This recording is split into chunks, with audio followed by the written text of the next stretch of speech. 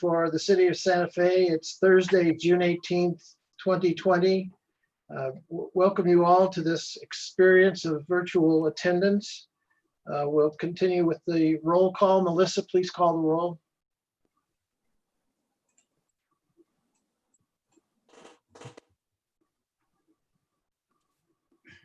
Sorry about that. Chair Hyatt, Here. Commissioner Hogan, I'm here. Commissioner Clow, Here. Commissioner Faulkner, Here. Commissioner Garcia, He's excused. Commissioner Gutierrez, Here. Commissioner Lawrence, Here. Commissioner Satenia. Here. Mr. Chair, a quorum is present. Thank you. Ladies and gentlemen, I'll lead the Pledge of Allegiance. I pledge allegiance to the flag of the United States of America and to the republic for which it stands, one nation, under God, indivisible, with liberty and justice for all. Thank you. Now I'll recognize Noah Burke for a 1 or 2 minute introduction on how to participate in the public hearing section of this. Thank you, Chair and Commissioners. Good evening.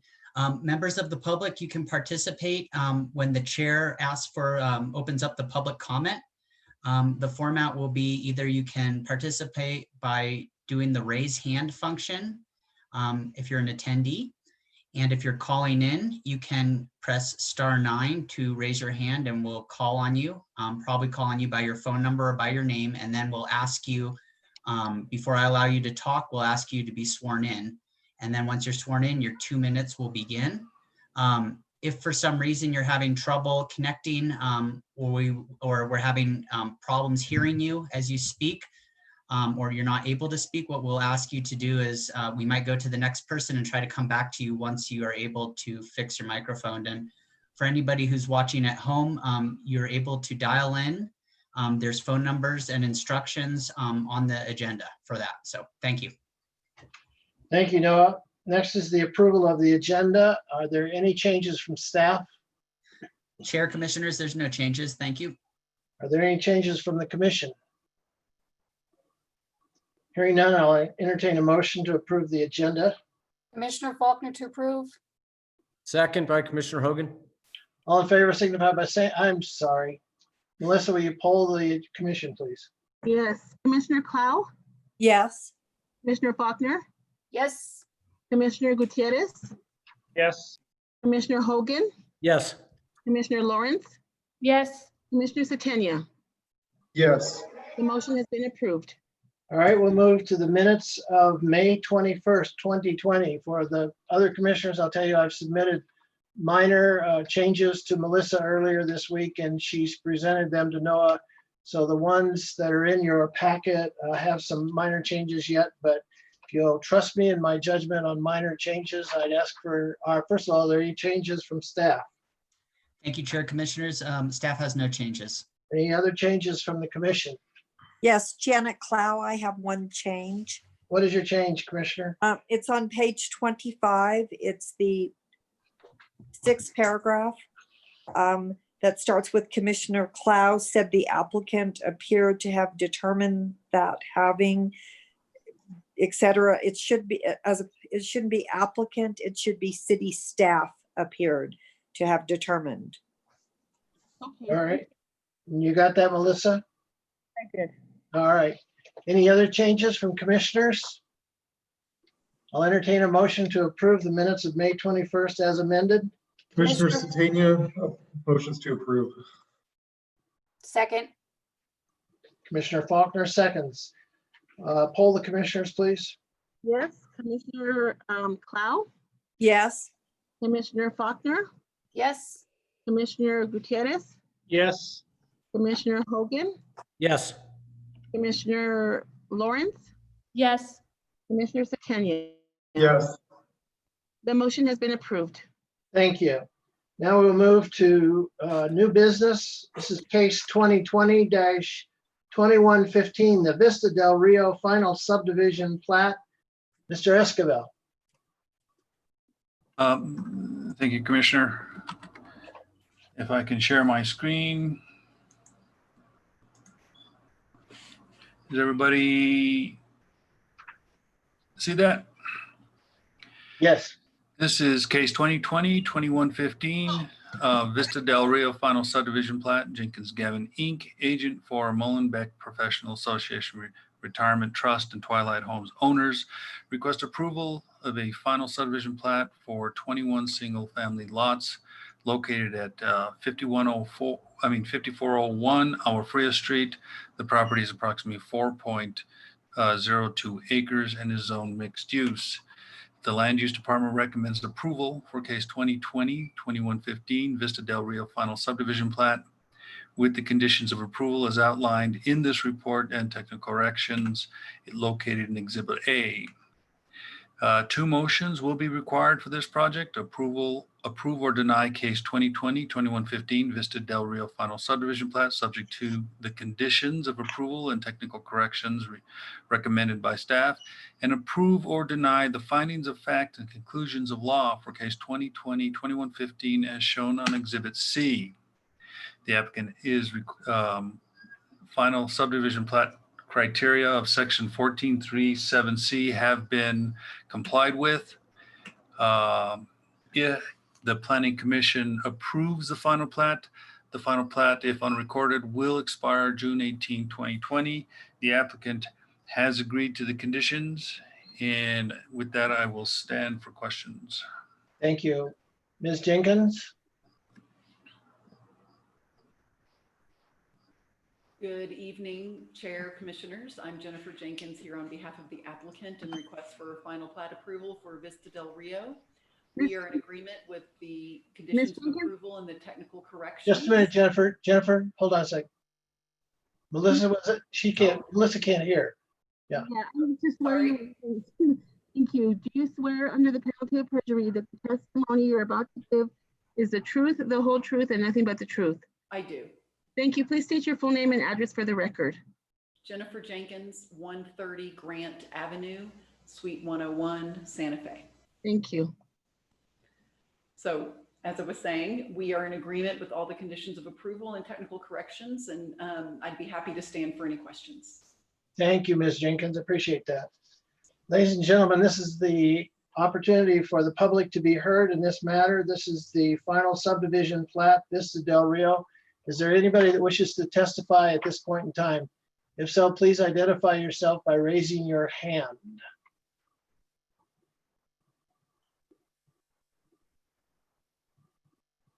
Noah, do you see any hands raised? Chair, Commissioners, I do not see any hands raised. Let's give them one more chance. Hands raised means you push a button. Or a *9 for our 3 phone-in listeners. All right.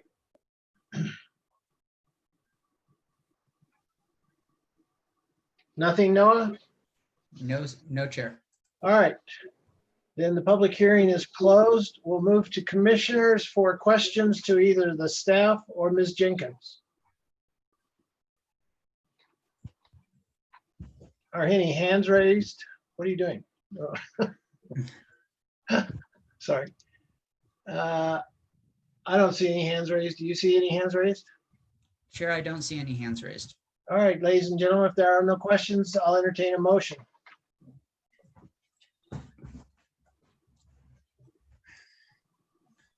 Mr. Chair, I'd like to move approval of case number 2020-2115 Vista Del Rio Final Subdivision Plat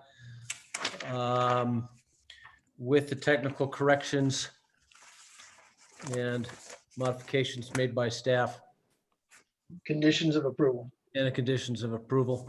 Is there a second? Commissioner Klaus seconds. All right, any further discussion? Melissa, will you poll the commission, please? Yes, Commissioner Clow, Yes. Commissioner Hogan, Yes? Commissioner Gutierrez, Yes.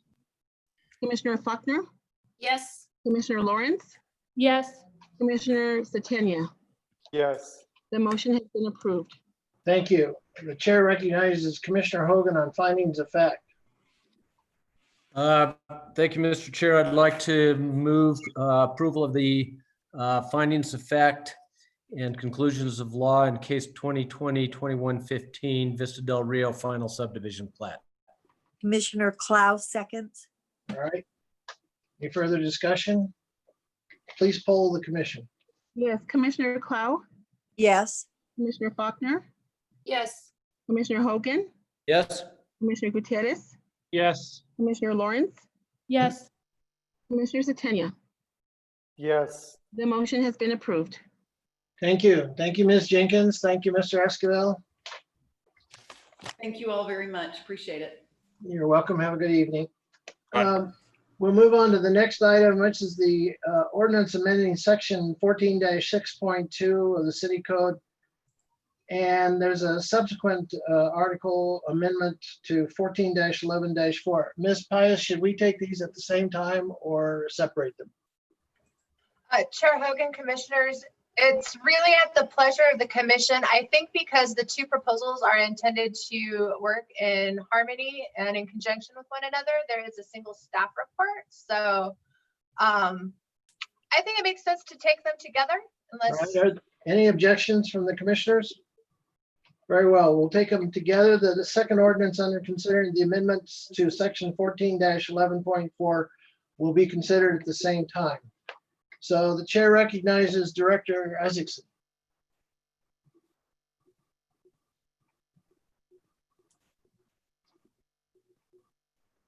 Director Isaacson, you're muted. There you go. Thank you. Get that out of the way early.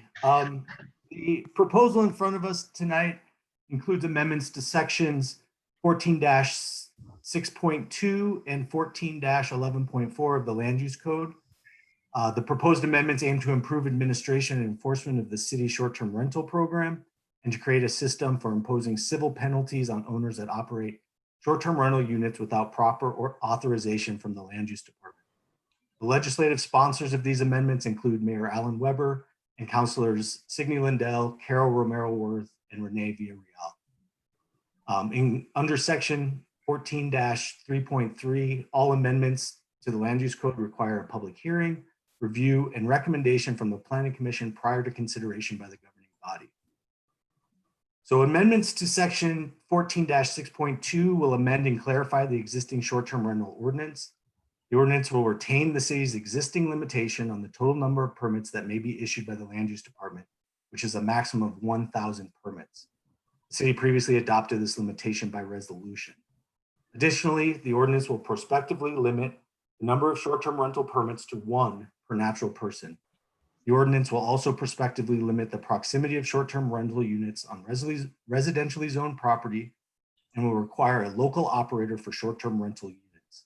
Finally, the ordinance will require permit holders and host platforms to adhere to new record keeping and reporting provisions. Amendments to section 14-11.4 include provisions for adopting civil penalties, a civil fine schedule, and civil citation procedures for land use code enforcement actions.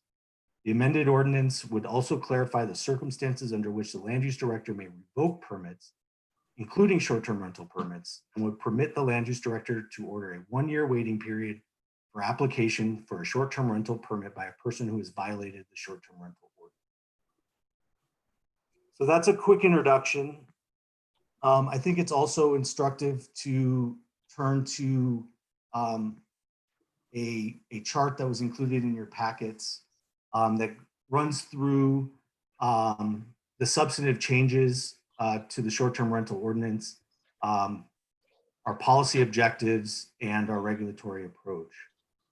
So first in that is to ensure that the operation of short-term rental units in the residential areas does not disrupt the character of the city's neighborhoods or affect the quality of life of nearby residents. And the proposed regulatory approach to that objective is to limit the density and proximity of short-term rentals by including new short-term rentals on residentially zoned property within 75 feet of an existing short-term rental unit. And as I mentioned earlier, to maintain the existing 1,000 permit limit in resolution 2016-39 and incorporate into the ordinance. Another policy objective is to prevent speculators from purchasing multiple homes for the purpose of operating multiple short-term rental units, thereby reducing the amount of long-term rental housing. The proposed regulatory approach to that objective is to issue permits to natural persons only and to limit the number of permits to 1 per natural person. An additional policy objective is to allow law-abiding residents the option of utilizing accessory dwelling units as short-term rental units to create wealth and generate supplemental income.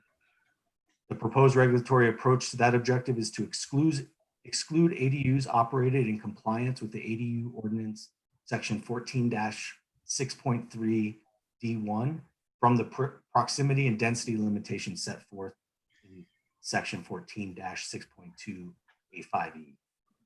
Another policy objective is to minimize public safety risks associated with short-term rental units, such as higher traffic levels, parking issues, noise, litter, and other public nuisances. The proposed regulatory approaches to that objective include requiring a local operator who is available 24/7 to respond to complaints and include the operator's contact information in required public notices. We also propose to limit frequency of STR guest turnover by maintaining a prohibition on rental of STR units to more than once in a 7-day period. We also intend to maintain existing limitations on maximum number of guests, which is twice the number of bedrooms, and continue to administer the city's formal annual permitting requirement. Lastly, our objective is to ensure that an owner or operator of a short-term rental unit follows applicable regulations, including the payment of all fees and taxes. The proposed approach is to adopt and utilize new enforcement options, including a schedule of civil fines, which will increase for repeat violators, permit revocation for violators, and a 1-year application waiting period for violators. We also propose requiring permit holders to maintain books and records for a minimum of 3 years, and to require record keeping and reporting by host platforms that collect revenue for rentals and sanitation. So that's a quick sort of summary of the policy objectives and our proposed regulatory approach to achieve those. I think at this point, it would be useful to hand the reins over to Assistant City Attorney Paez to discuss the larger policymaking process at the city and where we are in that process and the opportunities both tonight and moving forward for public participation. Thank you. Ms. Paez? Thank you, Chair Hyatt, members of the commission. I should have pulled up the committee schedule so that I could repeat the whole thing here. That's something that I still kind of want to do. But as sort of a general overview, I'm going to multitask and pull up the schedule so I can actually read off these dates. This is the first opportunity for public input on this legislation. I know that this is a matter that had interest kind of across the board in terms of the city councilors and the mayor. It's something that I think many of them have been interested in looking at and considering amendments to. And due to the limitations in state law for open meetings, we can't really get together the whole group of all of our interested councilors outside of this context of formal public meetings. And so the objective of the 4 sponsors was to create sort of a preliminary proposal with a lot of ideas in it and start taking it into the committee process so that we could start obtaining input from members of the public, various stakeholders. And we have been getting a lot of input already, which is really good. So this is the very first opportunity for folks to weigh in and for a city body to consider this in a formal public meeting. And there will be a lot more committees that will be considering this. This is actually going to go through all of our committees that are staffed by city councilors, of which there are 3. And I am pulling up the schedule. So right now, the proposed schedule for the next sort of path for this is to go to our Quality of Life Committee on July 1st, our Public Works and Utilities Committee on July 6th. City Council, I think then the hope of the sponsors is to have a draft that they'd like to publish, which actually goes out as a full draft to publish on July 8th. Finance Committee is scheduled to hear this on July 13th. And if we stay on track, there will be a public hearing before the City Council on August 12th. So there's quite a few committees that'll consider this. It's a possibility tonight that the Planning Commission will reach a final recommendation in terms of whether to approve this legislation. I would anticipate that there might be nuances to such a recommendation. So it could be perhaps approve, however, we don't like this provision or that provision, or we recommend taking a harder look at this or that, or eliminating this change at this time. So those are all within the purview of the Planning Commission. One other thing that I'd like to note is that due to the large volume of comments that we've been receiving, we have been compiling comments well after the deadline, which was Monday. As of Tuesday morning, we took the first batch of timely submitted written public comment and we passed it out. So I hope that the commissioners have had an opportunity to go through at least that batch, but we have since sent 3 more batches of public comment to the commissioners. When we get to the public comment stage, I'd like to maybe read the names of the commenters into the record of the things that were submitted to the commissioners. And since then, I think there have been additional ones coming in. And so my intention is to continue gathering all of this input and have that available to the city councilors and the other committees and at the governing body meetings, so that all of that is sort of retained as part of our formal record, even though it's been kind of coming in on a rolling basis. Does that suffice, Director Isaacson? Is there anything else you want me to add? No, that's great. Thank you, Sally. Okay. I have a question, Sally.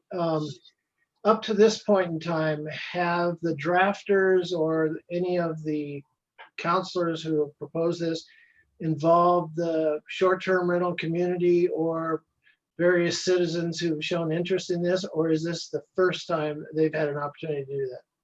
In terms of a formal opportunity, this is the first opportunity. However, my understanding is that all of the bill sponsors have been looking at this issue for quite a while. This is something that when I started working at the city 18 months ago, I was asked, you know, we're going to want to work on this, and can you please start incorporating ideas into a draft? And it takes a while to get together the resources and the time to kind of get that going. So I know that the individual sponsors have been speaking with interested stakeholders and members of the community on kind of an ad hoc basis for as long as they've been on the city council, but there hasn't been a more formal opportunity until tonight.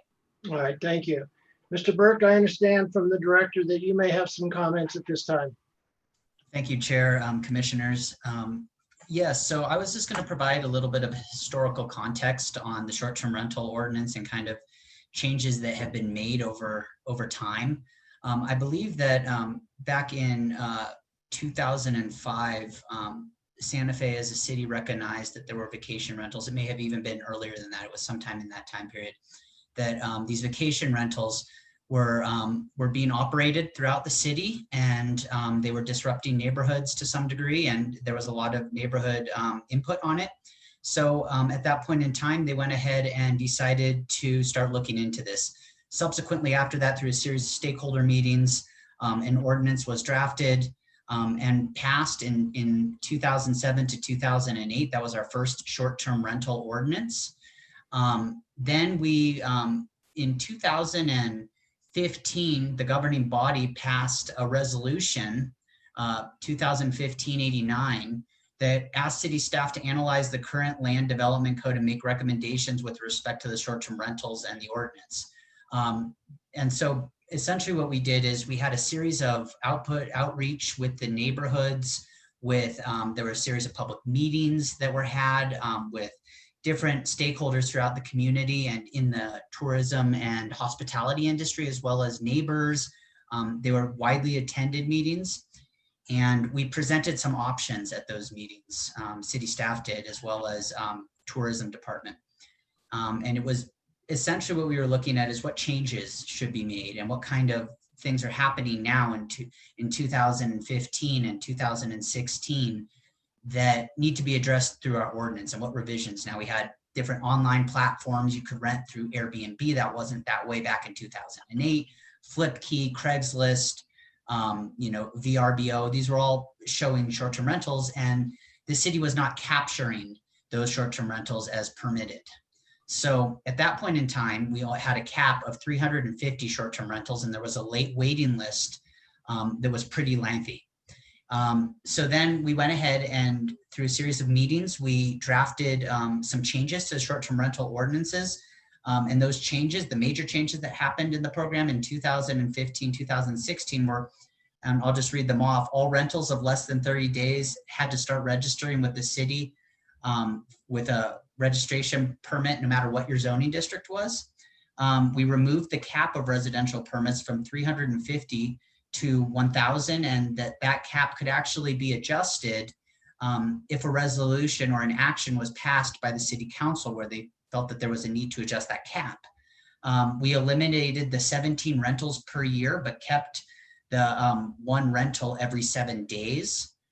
We added provision that 2 short-term rentals units adjoining each other on a residentially zoned street would be prohibited. Clarified that a short-term rental permit is non-transferable. If a person who has a short-term rental permit sells the property, that permit is for the permit is for only that person who had the property, and the new owner would have to re-register and apply for a new permit. We also went ahead and for renewals, applicants could submit self-compliance statements and other documents. We added a mailing requirement that the applicant should notify the homeowners and neighborhoods associations within a certain amount of distance. We changed the fees. And so we went ahead and changed those to adjust to what it really took for staff to go out there and the cost to do a fire inspection and a home inspection and a business permit. And we lumped that into one. We added a late fee that grants 30 days extensions for renewals of $50. We also added fees for enforcement. And then if you were caught with a non-permitted or registered rental at that point in time, you could be given a fine of $500. However, you would have to first be notified that you were in writing that you were in violation and kind of a notice of not being in violation. And then we also went ahead and list, the applicants had to, on the application, they have to list where they're advertising so that we would be able to verify that they weren't advertising illegally, and we would be able to know that that was how they were doing it. And then we also added some different short-term rental office. We increased the staffing in that office, added a few positions to that. And then we went ahead and purchased compliance software. This software would be able to do what our enforcement couldn't, which is look at our list of permitted short-term rentals and compare that against lists from VRBO, Airbnb, and other online platforms. And if somebody wasn't on our list, it could send them a notification that they were non-compliant. And then we were instructed by council to report back to council in 18 months from the adoption of the changes and update them on how the progress was being made. And I do believe that was done. So that's just kind of some basic background and history behind the short-term rental and where the changes were and where they've gotten to today. So thank you. Thank you, Noah. Director Isaacson, do you have anything else from the staff? I'll have some questions for you later on. They'll be in the area of what's your opinion of how the ordinance has been doing and where the weaknesses are, and do these amendments address those weaknesses? And I'll be back to you later, but is there anything else that you want from the staff at this point in time?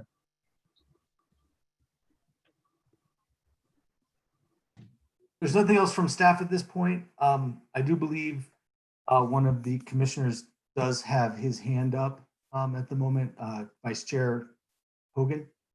The chair recognizes the vice chair. Thank you, Mr. Chair.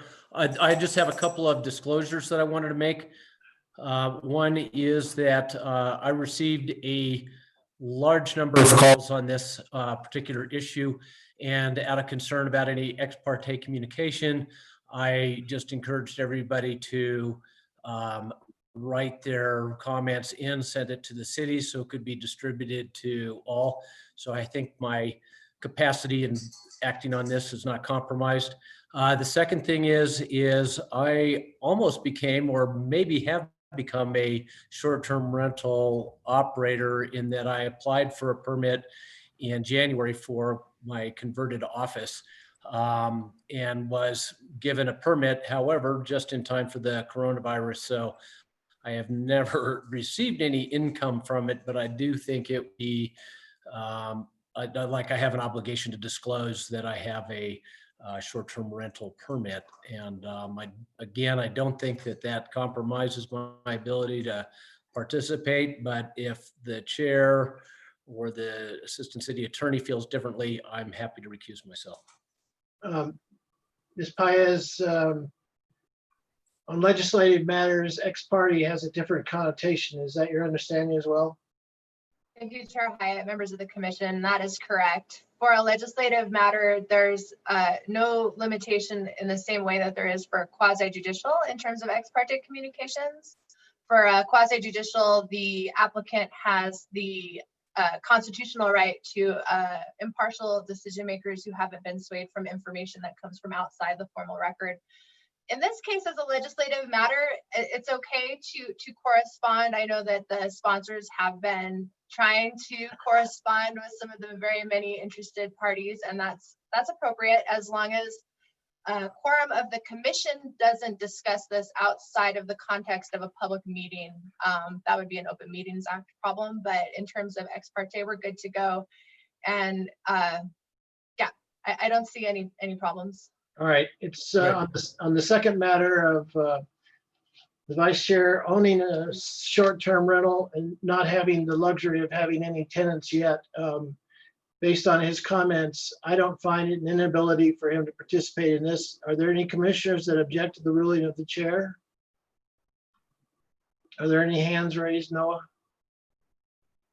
Chair, I don't see any hands raised. All right, then Vice Chair, you're welcome to stay and participate. Great. I appreciate your time in clarifying that, Ms. Paez. Right. And if I may, I just want to look at the code of ethics, just put it on the record.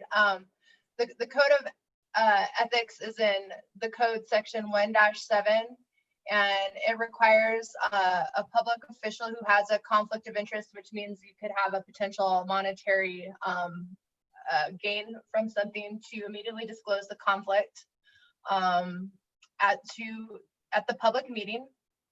And it does say that a public official shall not perform an official act or attempt to influence another person to perform an official act in any matter in which he or she has a conflict of interest.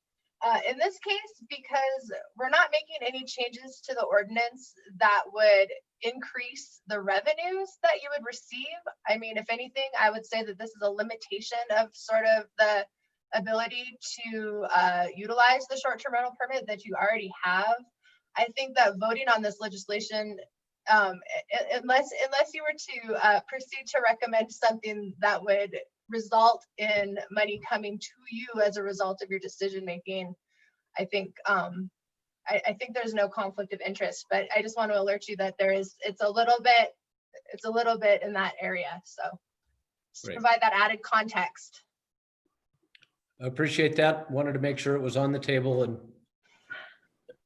Very well. Let's see, we finished with the director. Ladies and gentlemen, this is the opportunity for the public hearing section of this hearing. Now, we've limited the debate to, or the comments from individuals, to 2 minutes. The general practice has been, if your 2 minutes are up and you're in the middle of a sentence, you can finish the sentence. It's not meant to go on to a paragraph. So if we cut you off, please don't think we're being rude. We're just trying to get through what now looks to be 58 people who are going to participate in this. So if you could, and you're repeating what some other people have said, please do that as quickly as possible so we can hear everything but hear the new stuff. And we appreciate all your comments. Ms. Paez, are you the timekeeper tonight?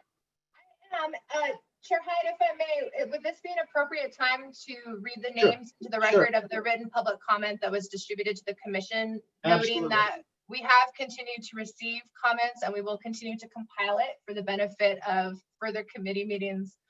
So in alphabetical order, the comments that have been distributed to the commission as of this afternoon were Rebecca Anderson, Cindy Atanasov, Irene P. Ayala, Cheryl Bernard, Ty Bixby, Steve Harris, Karen Heldmeyer, Robert Hilgendorf, Craig Lamb, Patricia Lillis, David Mansour, and I would note that that had a petition attached, John M. Nye, Paul Plunkett, Karen Colbert Richelli, Virginia Rogers, Tim Ryan, Marvin Strager, Ron and Myrna Simon, Sarah and Dave Singleton, Michael Tankersley, John B. Tucker, Elizabeth West, Janet Williams, and Richard A. Woodruff. And I'll provide that list of names to Melissa, and my apologies to anyone whose name I pronounced incorrectly. Well, I can tell you for a fact that I haven't seen at least half of those. So for the record, and I did count the names on the petitions, it looked like there were 700. All right. There was quite a few. Yes, there were. All right. Any comments from commissioners before we go to public hearing? Very well. Noah, who's the first public commenter? Thank you, Chair, Commissioners. The first commentator is going to be Preston Ellsworth. Preston, I'm going to go ahead and allow you to talk. Please be sworn in before beginning to talk, and your time will start after that. Thank you.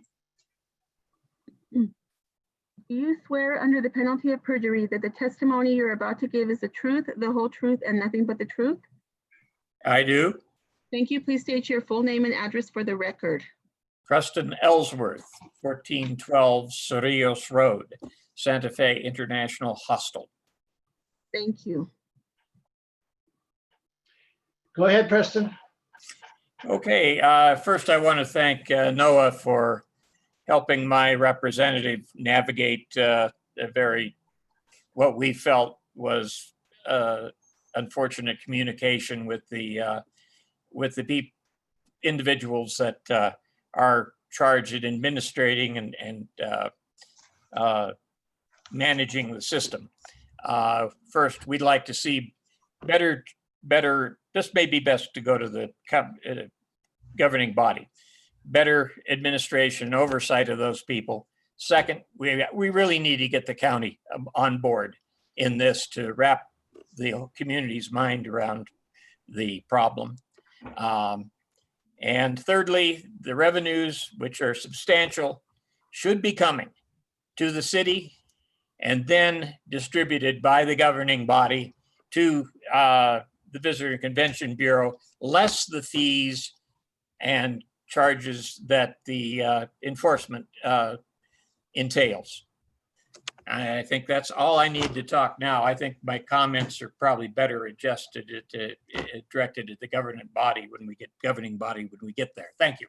Thank you, Preston. Noah? Thank you, Chair. The next speaker is Myra Canterbury. Ms. Canterbury, please, I'm going to allow you to talk. Please be sworn in, and then your time will begin. Thank you. Do you swear under the penalty of perjury that the testimony you're about to give is the truth, the whole truth, and nothing but the truth? Yes. Thank you. Please state your full name and address for the record. Myra Canterbury, and my local address is 15 Mesa Encantado, Santa Fe, 87506, unit number 227, sorry. Okay, thank you. I have a single property here, and I'm not sure if I'm falling under the guidelines of this group or if I'm outside the boundaries of the 1,000 people certificates. Do you know the boundaries for this legislation? Well, I'm not sure, Myra, but let me just ask you a question. Are you registered with the city as a short-term rental owner? No. Well, then you're not. I'm outside. I mean, I think I'm outside the city limits, but I just wanted to make sure I wasn't. We could check on that later, but we're interested in your comments, please, either way. Well, my comments are, I think it's important that we balance having affordable housing for people who live in Santa Fe, because we need those people to help us manage our properties. I happen to live in a townhome community that has on-site management. So the 24/7 rule, while they're not 24/7 officially, they are local, and I think we can probably accommodate that. I'm all for managing, making, I pay my taxes through Verbo. They started collecting those taxes for the state of New Mexico, and I presume Santa Fe proper. Back in December, I guess, maybe a little earlier than that. And so my thing is, do I need to be registered with the city of Santa Fe? And, you know, I'm not particularly opposed to this other than, you know, this community out here has many short-term owners. So we're all back to back attached and that sort of thing. So the 75 feet rule would be a problem for us. And, you know, I'm not really sure when you have a community like this, that is well maintained. The HOA is very strict. I'm not sure what that buys you, the 75 feet rule. So, Well, Ms. but Canterbury, I want to make sure that I am legal. You know, I have no desire to cheat anyone out of any revenues or any money. And Ms. Canterbury, I hate to interrupt you, but that is time. And I would encourage you to contact the city. There's information on the website for our short-term rental office. They're probably the easiest to contact to determine whether you're within or without the city boundaries and what the status is. Thank you. let me go one step further, Ms. Canterbury, and ask Noah if you'll take her address down. Maybe you could initiate some contact with her and we can be proactive. And Ms. Canterbury, we want to thank you for coming in and we want to give you every opportunity to pay more money. thank you. You're welcome. Thank you. Noah, the next witness, please. Yeah, Chair, Commissioners, the next person who will speak is Karen Colbert. Ms. Colbert, please be sworn in and your time will begin. I'm going to allow you to talk now. Thank you. Do you swear under the penalty of perjury that the testimony you're about to give is the truth, the whole truth, and nothing but the truth? Yes, I do. Thank you. Please state your name and address for the record. My name is Karen Colbert Rakelli. I live at 214 Griffin Street, Santa Fe 87501. Go ahead, Karen. Okay, basically, I in general don't agree with this because I do live downtown and I think you have to look for revenue for the city. And basically there are really no residents where I live. The street I lived, I spoke to SIG and has exactly myself and another resident, okay? I live opposite the county building, which was built and is huge and was allowed to be built because it's the county. But I think you should look at as another part, not like the Capital District building, the Capital District area, but like Staub, Catron to Grant, which is where I live, Mackenzie overlay, as not the same as what you're talking about with residential districts. This isn't and shouldn't fall under. I know I'm BCD anyway.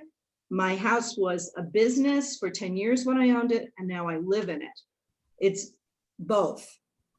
But it's absurd to me for a city, because we need the money and we need it more than ever now because of the pandemic, that we cut our nose to spite our face and not let a district like this, which is really business. I mean, people come into my house and they think I'm a business. So it should be allowed. Short-term rentals in this area, that it's a triangle more or less, I really believe should be exempt if we're not already, because it's just not residential. There's not infill or anything else. So as I'm saying, I think for the city to look at revenue, which is very important, they should exclude some areas like this downtown. Basically, we are downtown. Okay, and Thank you, Ms. Colbert. That's 2 minutes. thank you. Okay, thank you. Thank you. Perfect Ms. Colbert. timing. Thank you. Noah? Thank you, Chair, Commissioners. The next person to speak is Andy. Andy, I'm going to go ahead and allow you to talk, and please be sworn in. Do you swear under the penalty of perjury that the testimony you're about to give is the truth, the whole truth, and nothing but the truth? Yes, I do. Thank you. Please state your name and address for the record. Name is Andy Dutra. I live at 25 Bluebonnet Circle in Santa Fe, 87506. Thank you. I'm the owner of Adobe Star Properties. We manage about not quite 40 short-term rentals that are all located in commercial districts in the city, including, well, mostly in the BCD. They're all within 3 blocks of the plaza.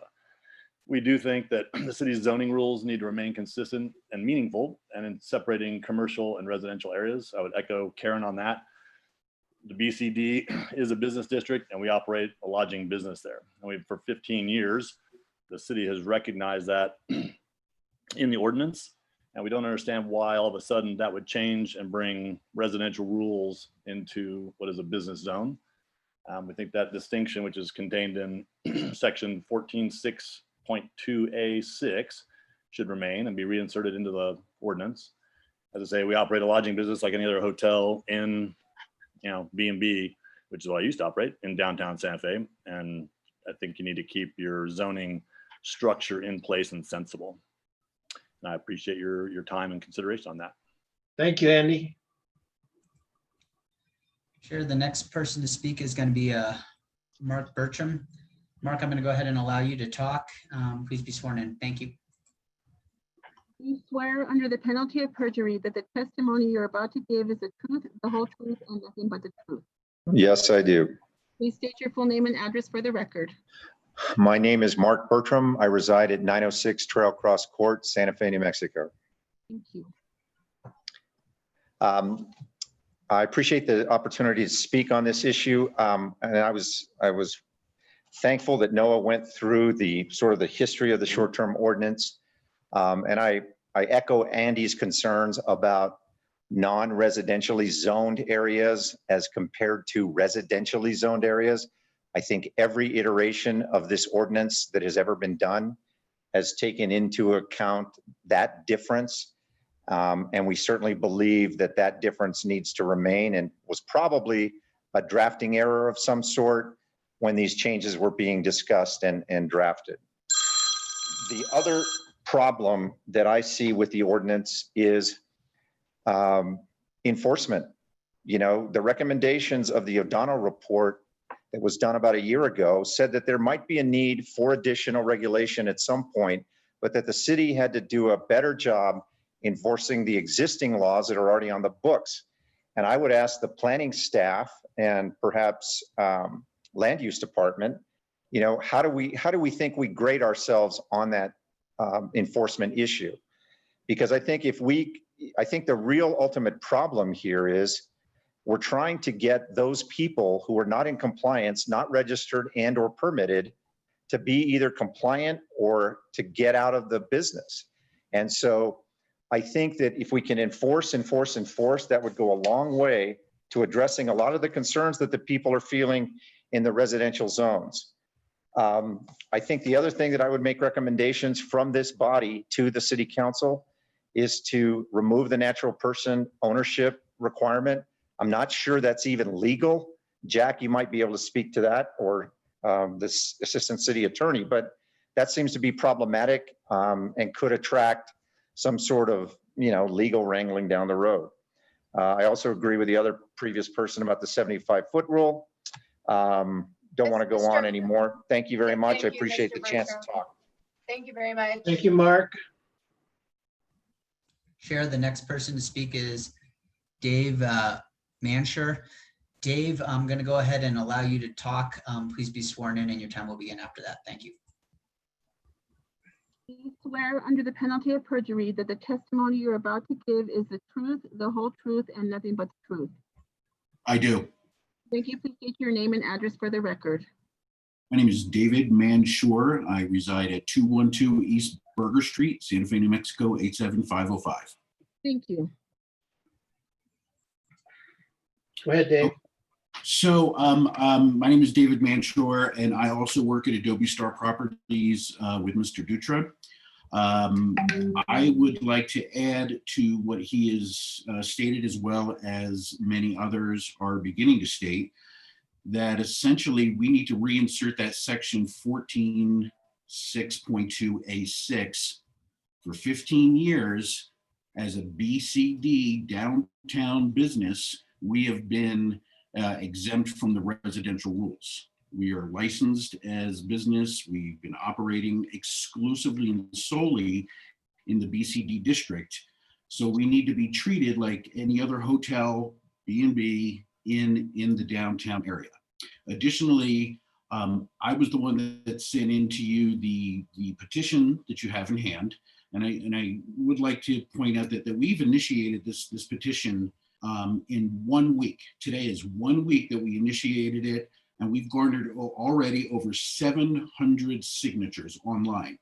I've also been canvassing the downtown BCD retail businesses, galleries, restaurants, jewelers, etc. And I do have a fair number of personal signatures in hand, which I'm happy to share with you. The list that we have garnered these signatures from, they contain past guests, property managers, property owners, realtors, and other fellow business owners. Essentially all stemming on the fact that we need to reinsert the language that says that the BCD are exempt from the residential rules in rule number 1462A6. I want to thank you for your time. Thank you, Dave. And before you go, let me just say that if you have additional information, additional signatures or something like that, because this is a virtual hearing, unless there's an objection from the commission, if you turn those into the city land use staff by tomorrow at 5, we'll permit those to go into the record. I will. Thank you, Chairman. Thank you. All right, Noah. The next person is going to be Susan Orth. Susan, I'm going to go ahead and allow you to speak. Your time will begin after you're sworn in. Thank you.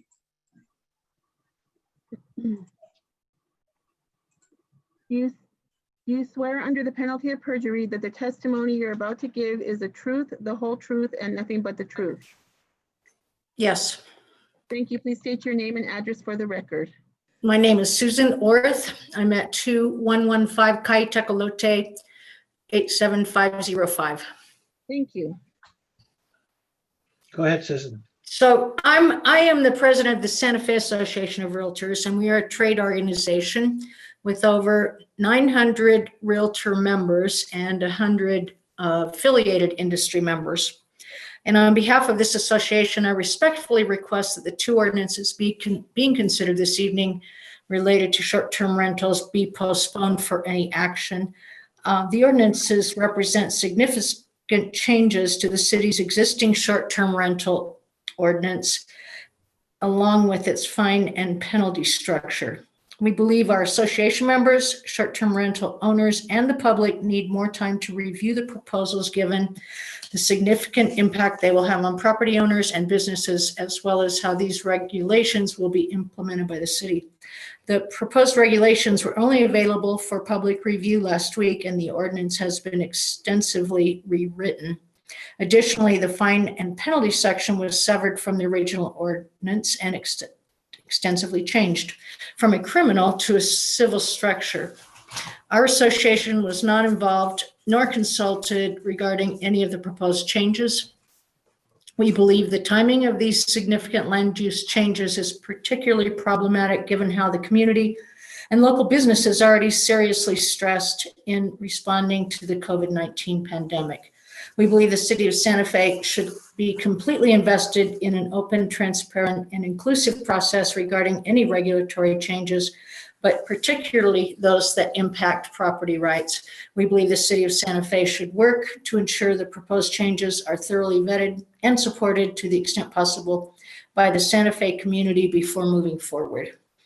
To this end, we strongly urge the Planning Commission members to postpone action on these ordinances this evening. Thank you so much. Thank you, Ms. Orth. Chair, the next person to speak is going to be Nancy and Greg Beauvais. And I hope I'm not saying your name incorrectly, so I apologize if I am. I'm going to allow you to talk, Nancy and Greg, and please be sworn in, and your time will begin after that. Thank you. Do you swear under the penalty of perjury that the testimonies you're about to give are the truth, the whole truth, and nothing but the truth?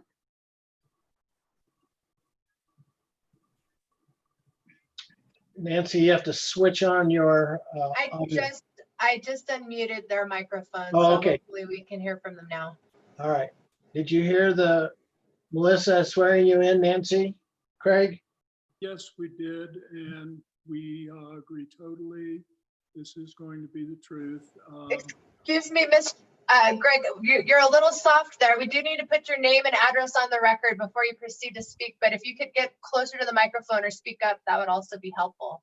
My address is 3760 Academy Road, Unit A, Santa Fe, New Mexico, 87507.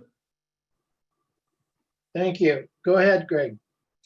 I'm very interested in the regulation that this is to preserve neighborhood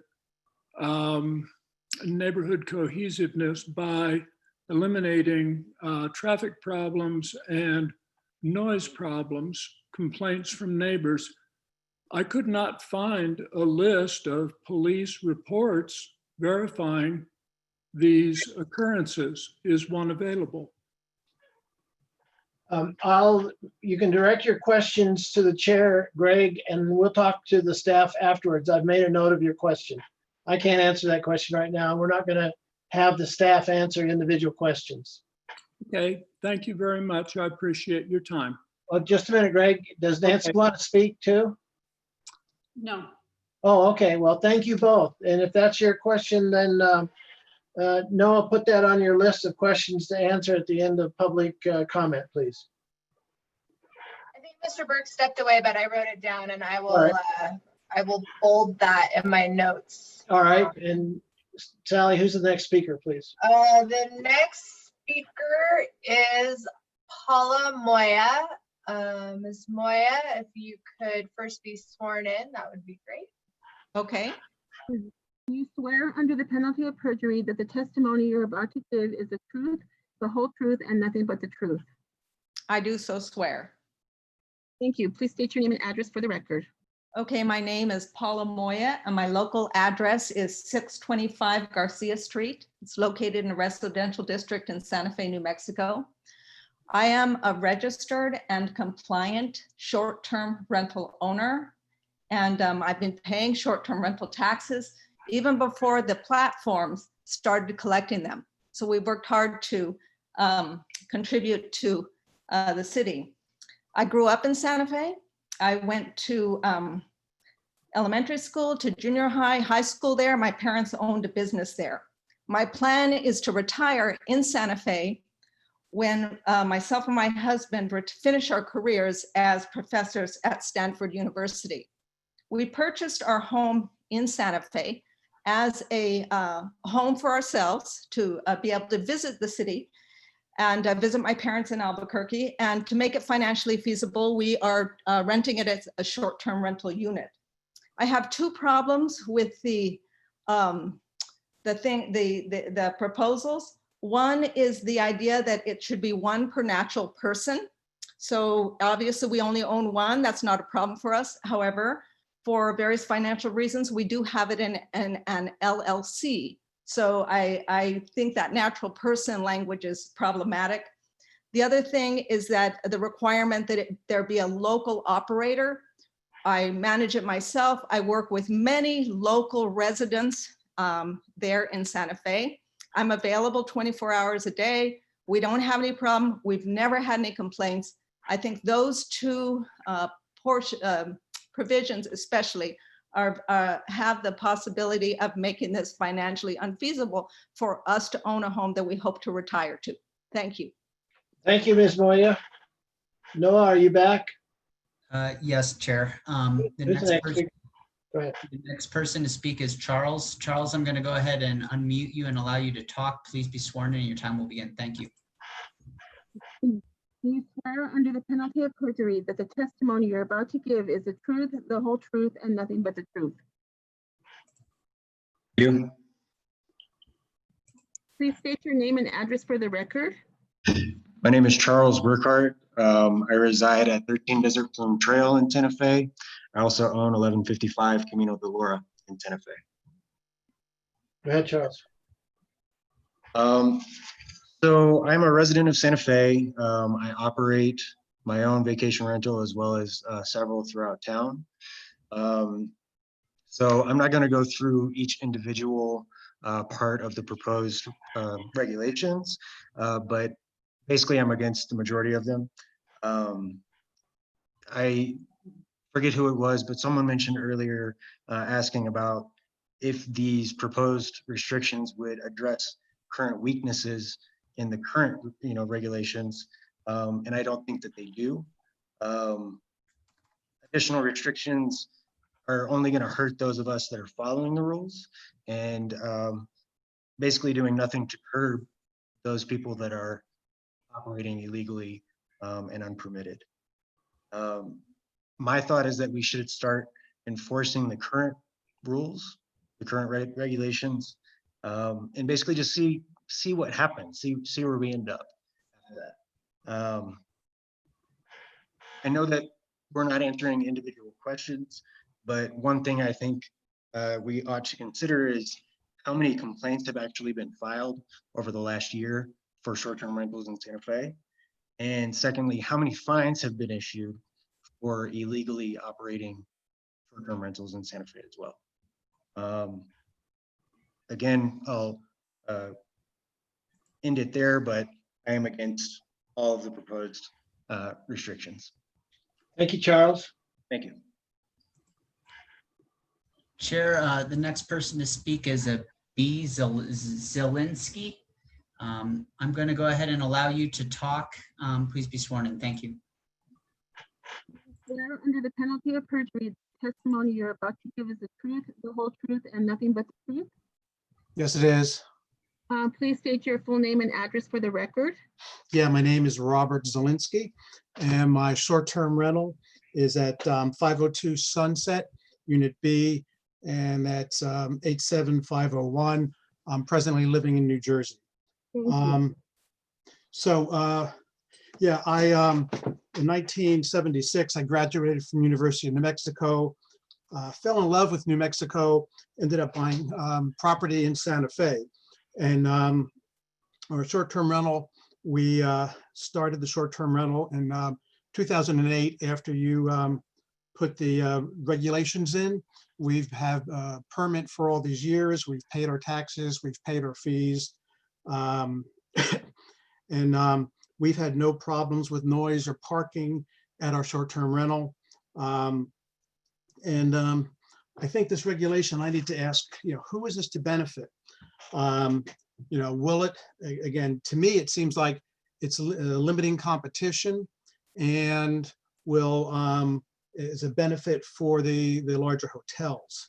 To me, I do not see much of a benefit for the city of Santa Fe, because I think by limiting competition, I know our renters have said that they like staying in a house rather than a hotel. And we've had people come back again and again. I think this might hurt some of the visitors and the tourism in Santa Fe, and also investors who have purchased property and under certain kind of terms and conditions, and some of these seem to be changing. I would, again, this seems a bit of over regulations, and with me just being one person, having one property, it almost seems like I'm trying to be pushed out of the short-term rental market. So I would recommend that this committee postpone or reject this ordinance.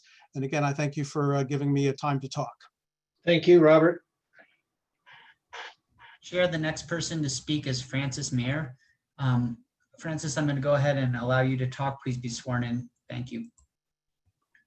Do you swear under the penalty of perjury that the testimony you're about to give is the truth, the whole truth, and nothing but the truth? Yes, I do. Thank you very much for allowing me to speak today. I grew up in Santa Fe, just like Paula. In fact, We just need your name and address for the record. I think you have your name by now. Thank I you. live in both San Francisco and Santa Fe. My address in Santa Fe is 633 Garcia Street, 87505. I grew up in Santa Fe like Paula, like Bertram and others. I have 2 rental properties. They are very well loved by my guests, and I pay the taxes, have had the ordinance, have notified my neighbors around Santa Fe. I have never had a complaint, and my guests are absolutely compliant with everything. Vacation rentals bring in families who do not feel comfortable in hotels. They support the local community. They also allow me to keep my properties in the highest shape. I agree with Mark that there has not been enough enforcement and that this change puts more burden on those who are compliant than those who are not. I also don't understand the benefit of the natural person rule. There's good reasons to have an LLC to protect ourselves. And also the local operator rule is somewhat ridiculous. I can point out that the internet and phone works well in Santa Fe and San Francisco, and I'm able to address any issues that my guests might have, be it snow or other things that they can't handle.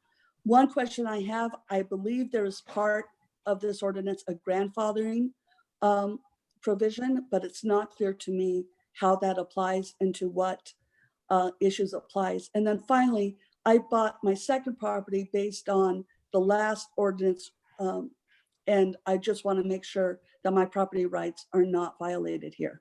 Thank you very much. Thank you, Francis.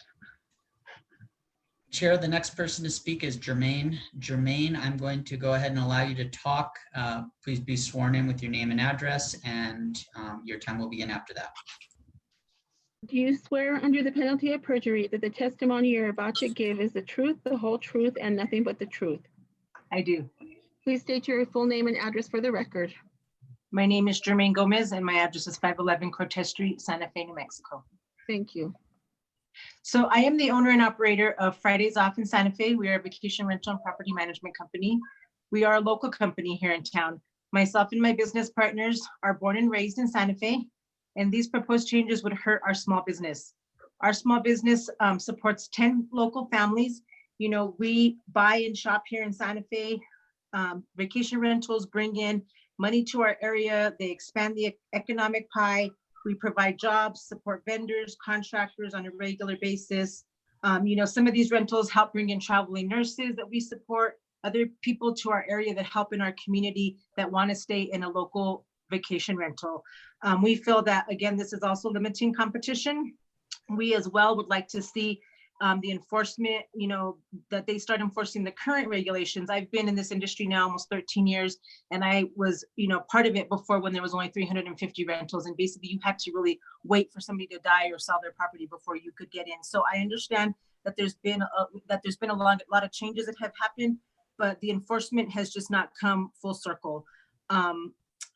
Also, you know, we oppose this one rent, you know, this one vacation rental per person and the natural person.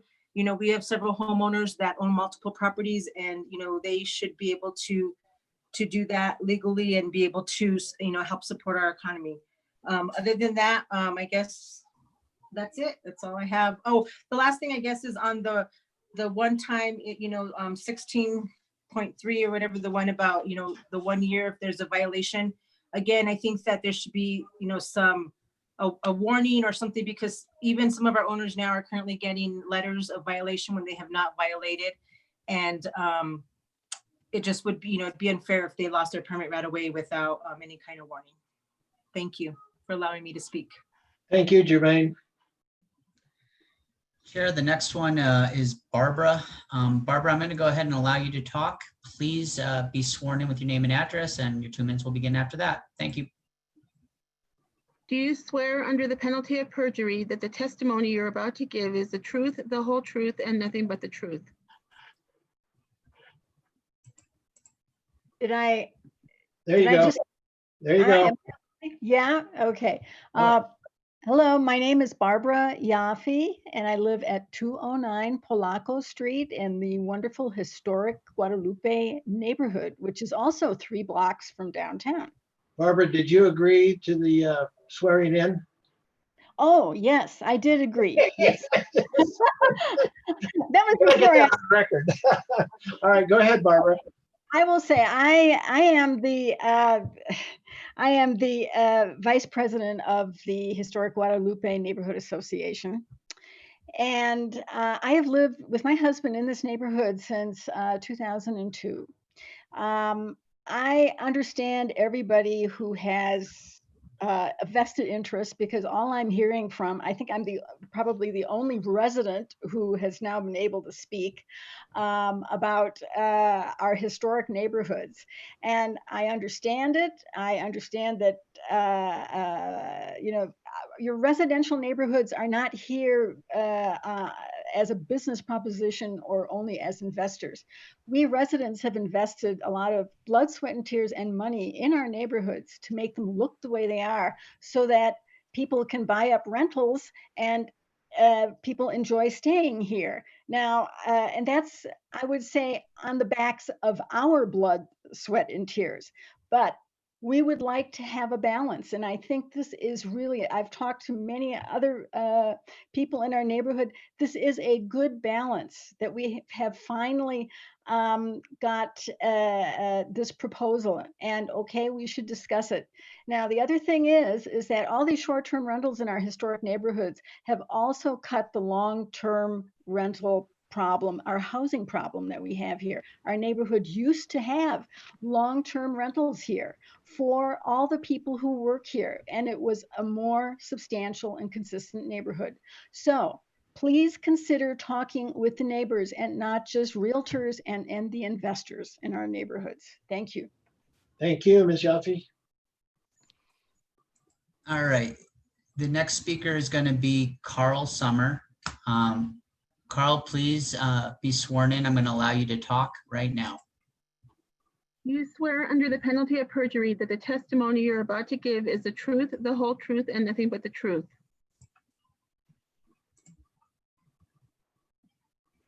Carl, you appear to be muted. I'm gonna try to unmute you. There you go. Looking good. All right, thank you very much. I'll be brief. Carl, we can't hear you. Okay, hold on one second. Let me find out what's wrong. All right. And don't forget to say I do. Can you hear? I said I do. Can you hear me? Just barely. Do you have any other options?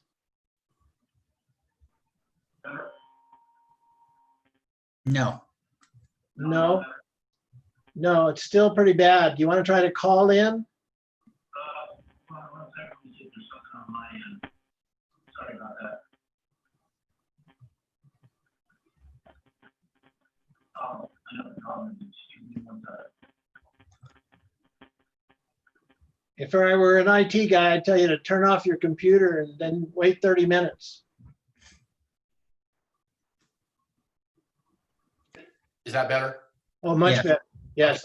Did you agree to the swearing in? I did. All right, go ahead. And also, if I'm sorry, Carl, if you could give your full name and address for Melissa, that'd be great. For Carl Hans Summer, PO Box 2476, Santa Fe, New Mexico 87504. I've already used up half my time, so I'll be very brief. No. You can start. You can start now. We're 2 minutes now. Okay. I'm familiar with almost all of you on the Planning Commission, and your job tonight is really a serious one, and that is to look at the policy behind this proposed amendment in light of what the policies are for the short-term rental ordinance. You all are very familiar with why it was enacted and how it works or does not work. These proposed amendments with respect to the inclusion of the BCD will be counterproductive in so many ways. I think I heard Mark Bertram speak earlier. He's just one of many, many investors who are local people who have revitalized buildings that were obsolete. They were becoming very difficult to occupy. And what they were able to do, along with other people in the BCD district, was to spend literally tens of millions of dollars on these properties and bring a new vitality to the downtown area. What happens if you make the BCD subject to these new regulations, you will limit the supply and really eviscerate the investment of those who have already invested, and you will discourage the investment further in the downtown BCD area. That is a serious policy consideration for you all to think about. And I think that as Ms. Paez will undoubtedly advise you about, there is a serious question about the ownership provision in the ordinance. There's a case in New Mexico that says you cannot zone on the basis of who owns the property. And it's a New Mexico Supreme Court case. I haven't read it recently, but it may prohibit that particular amendment that you are considering. I just think that the availability of short-term rentals for people who want to come enjoy That is Santa Fe. time, Carl. If you Okay, could wrap thanks a it lot. up. Appreciate Thank it. you very much. Carl, Thank you all. Carl, before we excuse you, would you please forward a copy of that case to Ms. Paez? I certainly will. I'll send that to her. Thank you for your Yeah, time. she doesn't have anything else to read. I think I'm familiar with it, but just so that I know which one you're referring Okay. to, that would be helpful. Thanks. Okay, thank you all very much for your patience. Thank you, Carl. Noah? All right. The next speaker is Jerry Richardson. I know he's representing a neighborhood, I believe you do. So hi, Jerry. I'm going to go ahead and allow you to talk and you'll be sworn in. And then you can begin speaking. Thank you. Do you swear under the penalty of perjury that the testimony you're about to give is the truth, the whole truth, and nothing but the truth? Jerry, you have to unmute yourself.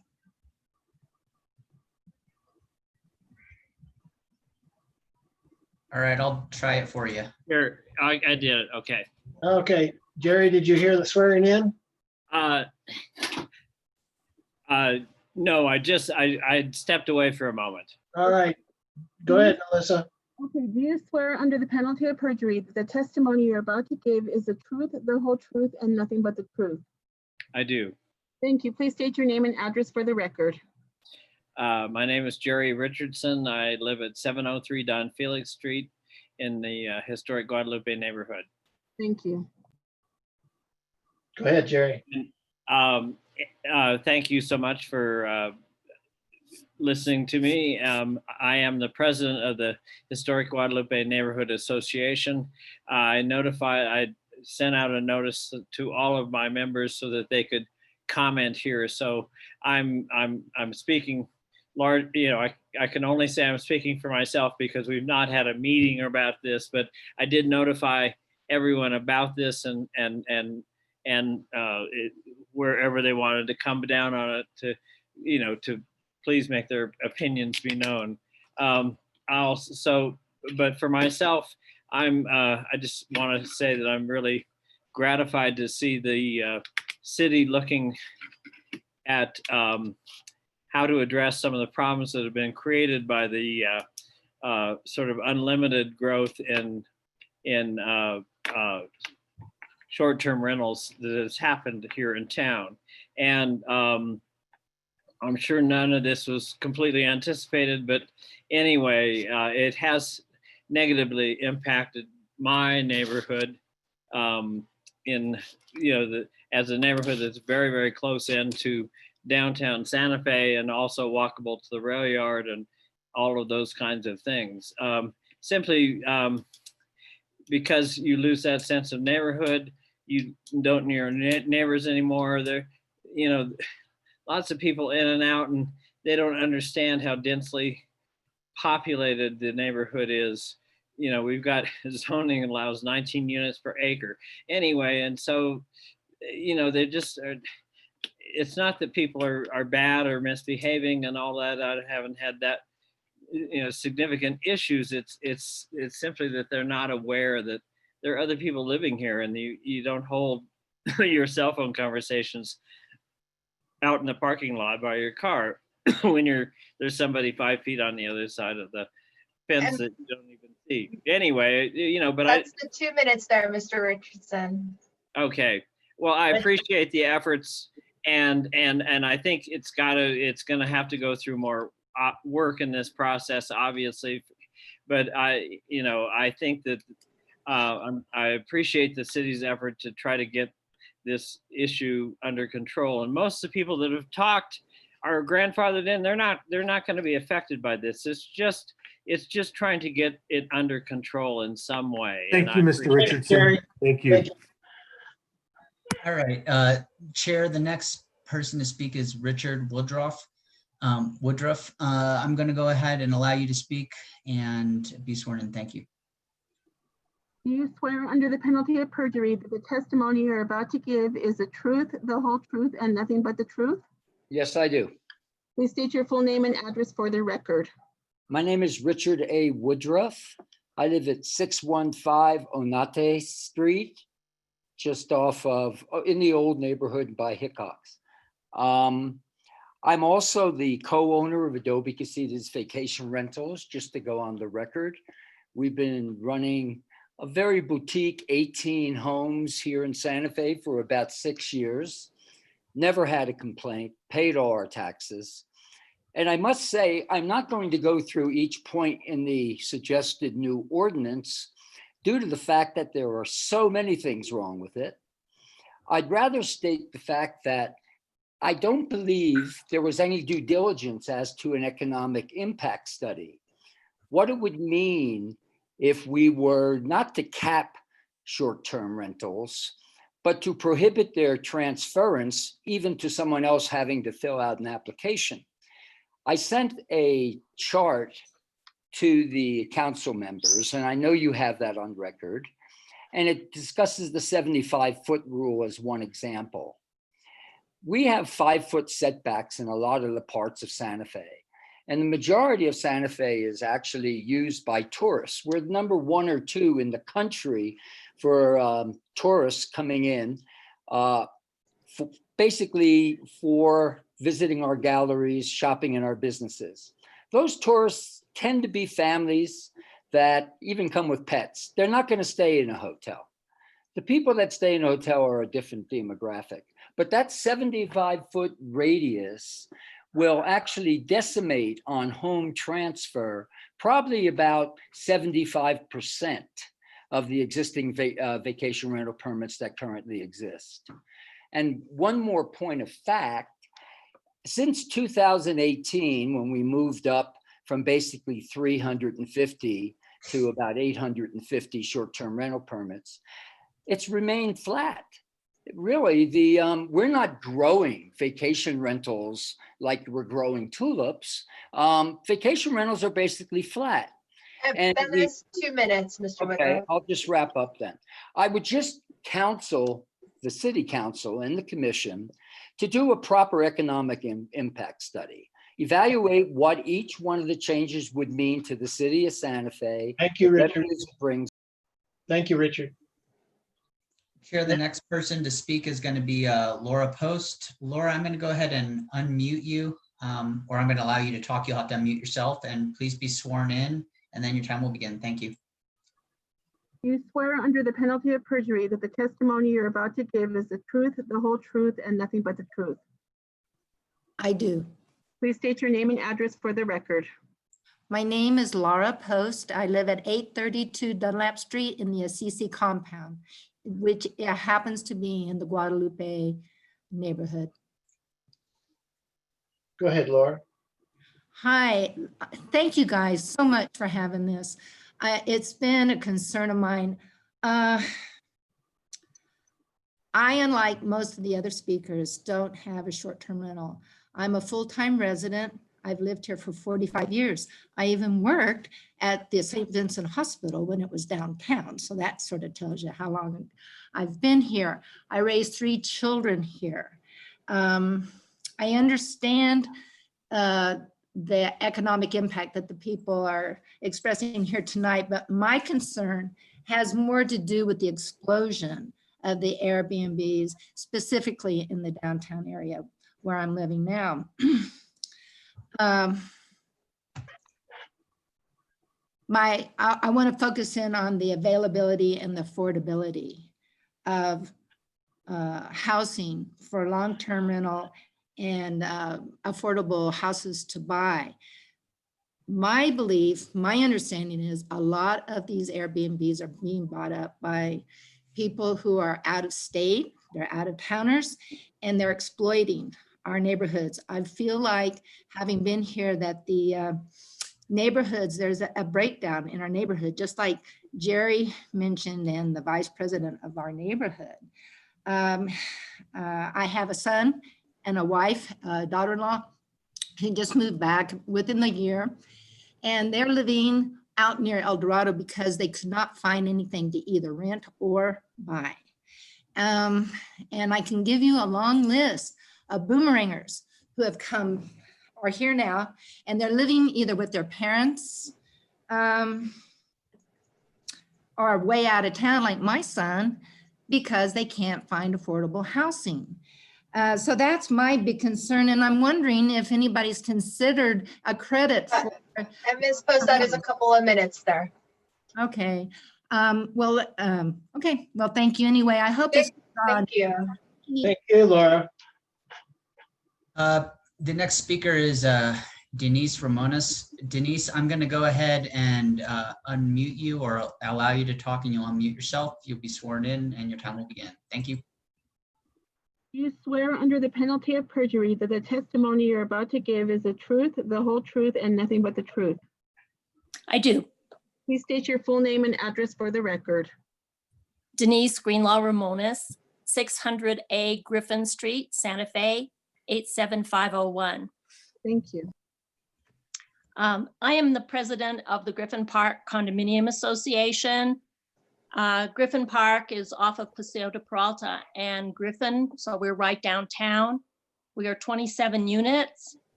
We now have 8 units that are licensed for short-term rental. Most of our other units are full-time residents who are very unhappy about the short-term rentals. Our declaration of condominium prohibits short-term rentals. The language is no unit can be used for hotel or transient purposes. We have written and met with the short-term rental office on and off for the last 3 years, asking them not to renew or issue any more short-term rental permits for Griffin Park. And yet they continue to renew them and even to issue new ones. I totally, and most of the owners in Griffin Park totally support the ordinance proposed changes. We'd also ask you to consider including in the ordinance that if the condominium documents prohibit short-term rentals, that the city honor that and not issue short-term licenses. Thank you. Thank you, Denise. And Denise, you can email those addresses that are being issued to me, and we'll take a look into that. So thank you. Thank you. The next speaker is Marilyn. Marilyn, I'm going to go ahead and allow you to talk. Please unmute yourself, and your time will begin after you're sworn in. Do you swear under the penalty of perjury that the testimony you're about to give is the truth, the whole truth, and nothing but the truth?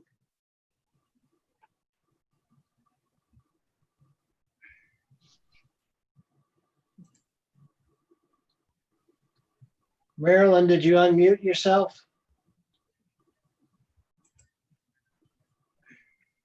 Marilyn, are you there?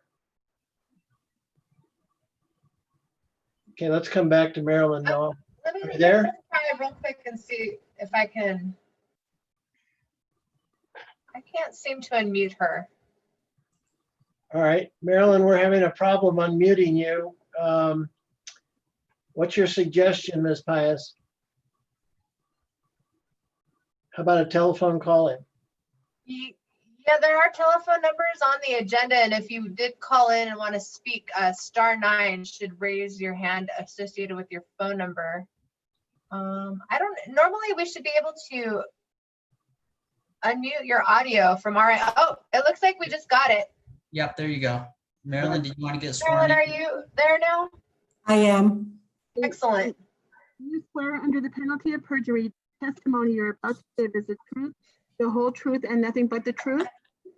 I do. Thank you. Please state your name and address for the record.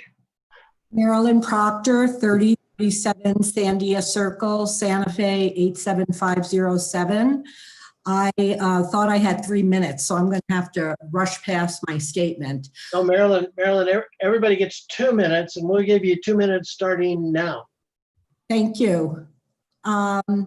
I am the owner of Proctor Property Management and Adobe Destinations. I've been in the property management business longer than anybody in Santa Fe, for over 40 years.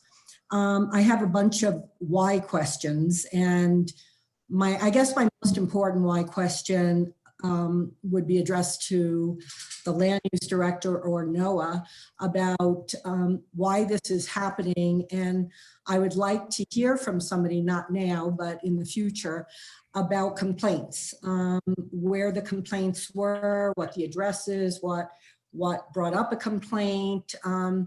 In all my years of business, I've never had a complaint. You know, it's my livelihood. It's how I raise my children. I've lived here almost 50 years. Some of the changes, why are we going to random inspections? There used to be fire inspections and we were told that was prohibitive and they did away. Why not go back to fire inspections instead of random inspections? You know, we're local, we're a small business. I don't think we should be punished because of the large corporate businesses like Airbnb. We follow the rules, we follow the guidelines. Like some of the other speakers, Carl and Mark, there's no enforcement.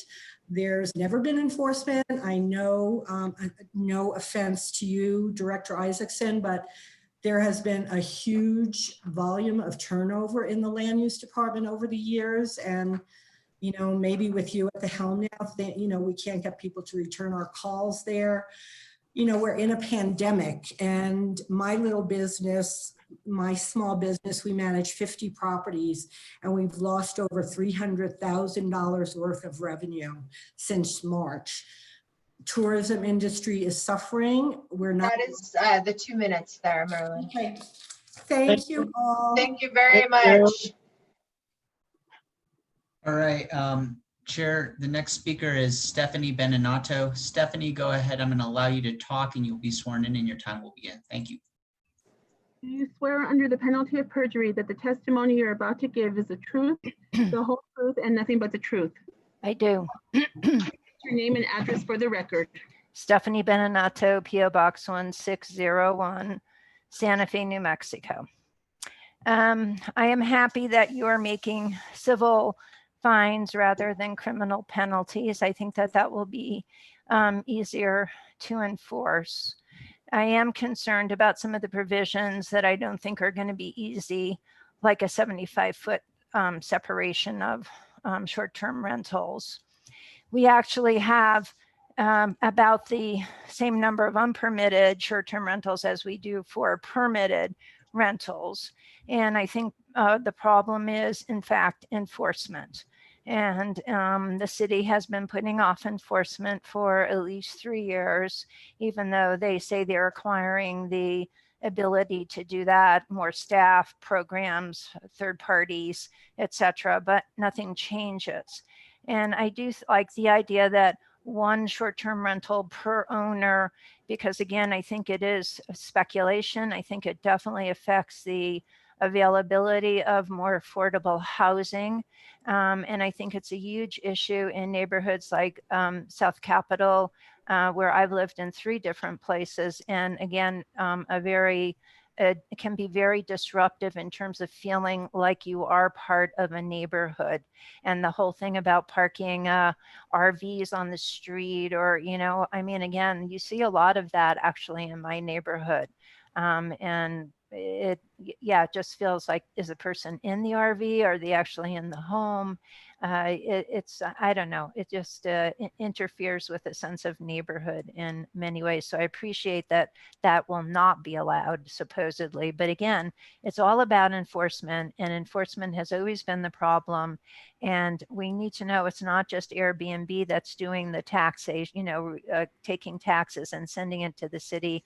It's all platforms, and that the city really is actually going after people who don't have permits. You know, I know of somebody who's a renter who rents apartments and then uses them for Airbnb. That to me is a total abuse of the system and what it's there for, as are people who own 10 units. And, you know, you treat people who have a second unit on a property and whether it can be a short-term rental or not differently than somebody who has one unit on a property and they can rent it out. They don't even have to be in town. So there are some things like that. The treatment of certain types of the short-term rental compared to hotels, and short-term rentals now have to meet all hotel standards for fire, which I go to Airbnbs to avoid the chemicals at hotels, but now they're required to put them into short-term rentals. So again, in terms of hotels and short-term rentals, in terms of fire code, they're being treated the same. So I think the city has to look at that for consistency. And Ms. Benedetto, that is 2 minutes. Good. I was going to say I probably could say more, but I think I'm at the end of my time. Thank you very much. Thank you, Stephanie. I'd just like to remind anybody who's in the public who's attending, I see a few phone numbers on here. You can press *9 if you're dialing in from your phone, and that will raise your hand. And also anybody who'd like to speak, please just use the raise hand function at the bottom of your screen with the list of participants, our panelists. The next person is Nick. Nick, I'm going to go ahead and allow you to talk. Please unmute yourself when I do, and then be sworn in, and your time will begin. Thank you. Do you swear under the penalty of perjury that the testimony you're about to give is the truth, the whole truth, and nothing but the truth? Yes. Please state your full name and address for the record. My name is Madeline Carey. I live at 1674 Camino de Cruz Blanca, 87505. And I'm Nick's partner. I'm using his Zoom. And Nick runs a short-term rental. In my experience with this process, mostly at a federal level for an environmental nonprofit. My degrees are in biology and urban planning. And I'm just really heartened by the amount of diligence and care and opportunity there is for the public to comment on this. And I want to thank the commission and the counselors sponsoring this for that. It's awesome. And I also want to lean into one of my learnings from my biology degree, which is the Red Queen hypothesis, which is basically as soon as one species involves a defense, another species involves a form of predation on it. And you get into this arms race. And I think that exists, like the previous commenter was speaking to, in the short-term rental regulation. And I would love for us to be regulating, managing, enforcing towards a vision rather than in response to complaints. I think it's really important for us to say, this is our vision of Santa Fe, and this is how we envision short-term rentals existing in it, and not just saying we're hearing complaints from our constituents, so we're gonna make this regulation and enforce it so we can say we did it and provide people some relief. I'd love to hear more discussion of saying the tourism economy has long been one of the only opportunities, consistent opportunities for locals to participate in economic activity in the city, and to deny or limit the way in which individual residents of Santa Fe can participate in that, I think creates an equity issue. And I would just encourage all the policymakers engaged in this to think about articulating the vision of how short-term rentals can be a part of a healthy, thriving Santa Fe and contribute to locals' opportunity to remain in Santa Fe and participate in the economy, rather than solving a problem where we have other residents complaining. And for my partner, he's a full-time freelance creative, and having an Airbnb allows him to maintain sort of a stable income that pays his expenses, so he can be part of the artistic and creative community in Santa Fe, which is another core thread of our community. And that is I just encourage everyone. Thank you. I encourage everyone to look into that. Thank you, Madeline. Thank you, Madeline. All right, Chair. The next speaker is going to be Janet Williams. Janet, I'm going to go ahead and allow you to talk. You will have to unmute yourself. You'll be sworn in and your time will begin. Thank you. Do you swear under the penalty of perjury that the testimony you're about to give is the truth, the whole truth, and nothing but the truth? Yes, I do. Please state your full name and address for the record. Janet Williams, 1200 Don Gaspar, Santa Fe, 87505.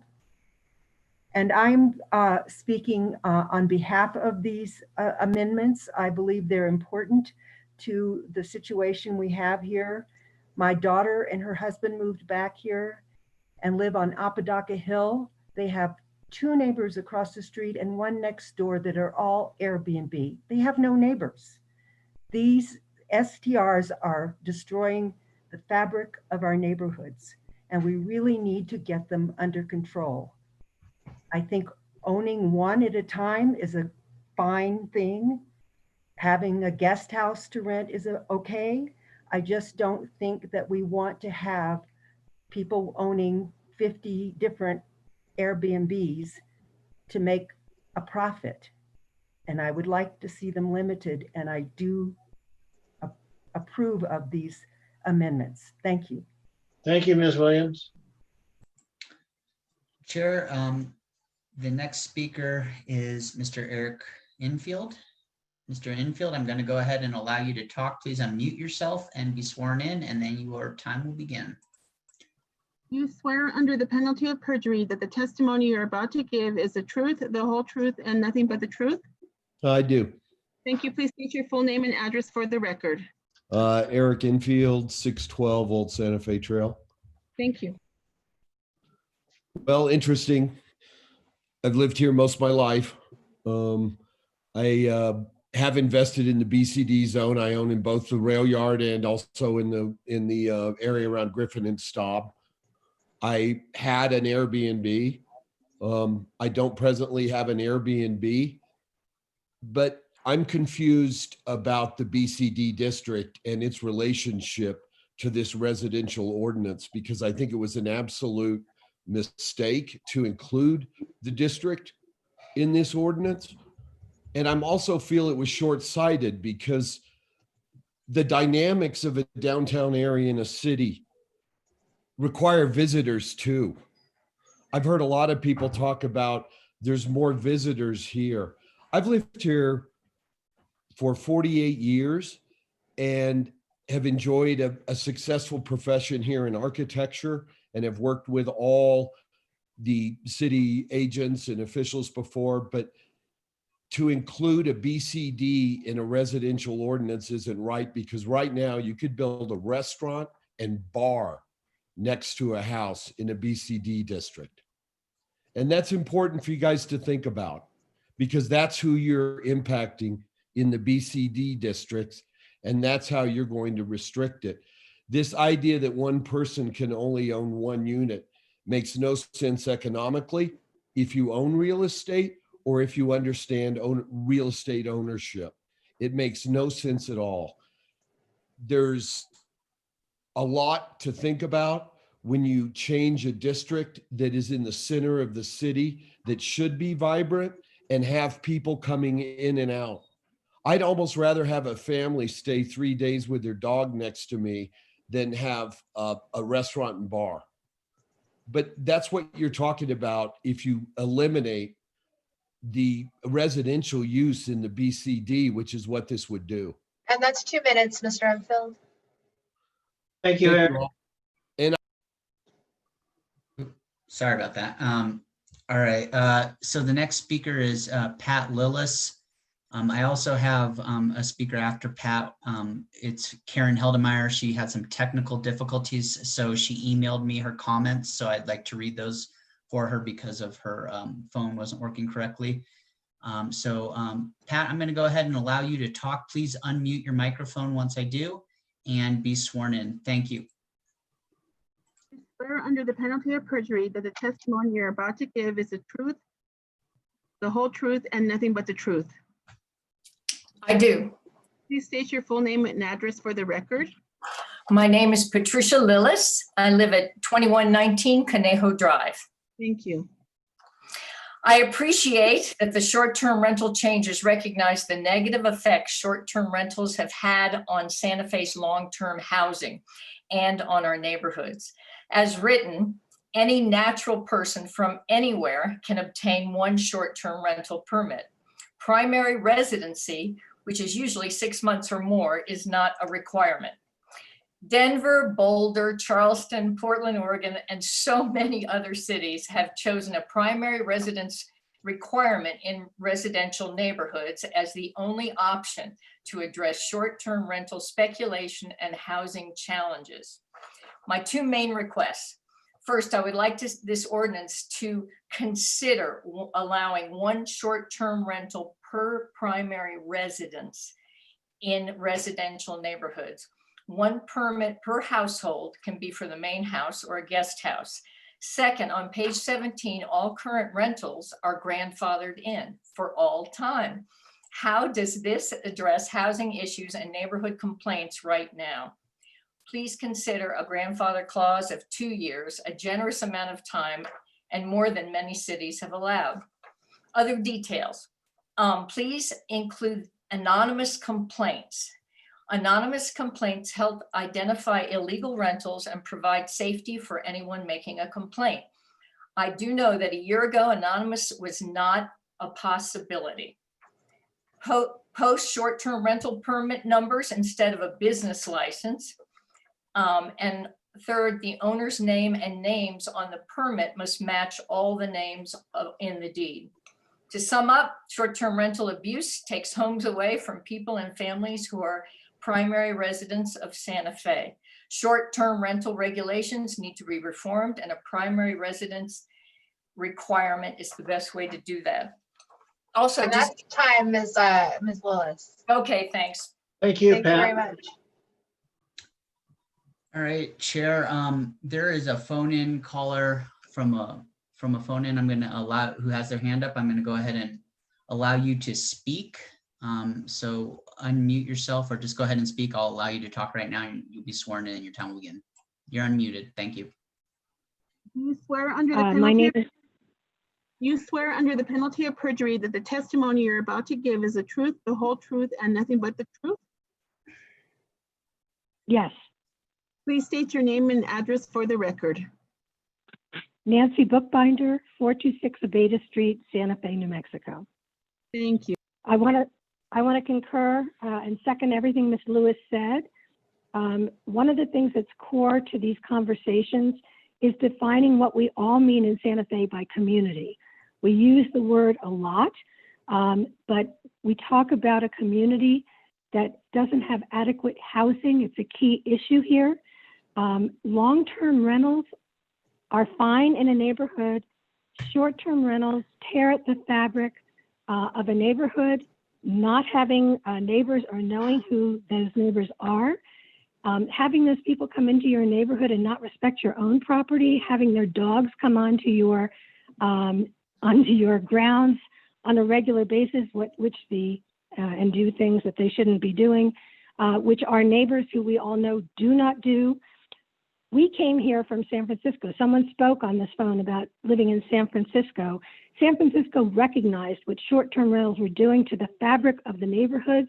They changed that. They changed the requirement to allowing short-term rentals for a shorter period of time with the requirement that the owner live on the property. I second what Ms. Lewis said about having a casita on your property, having one property in your name.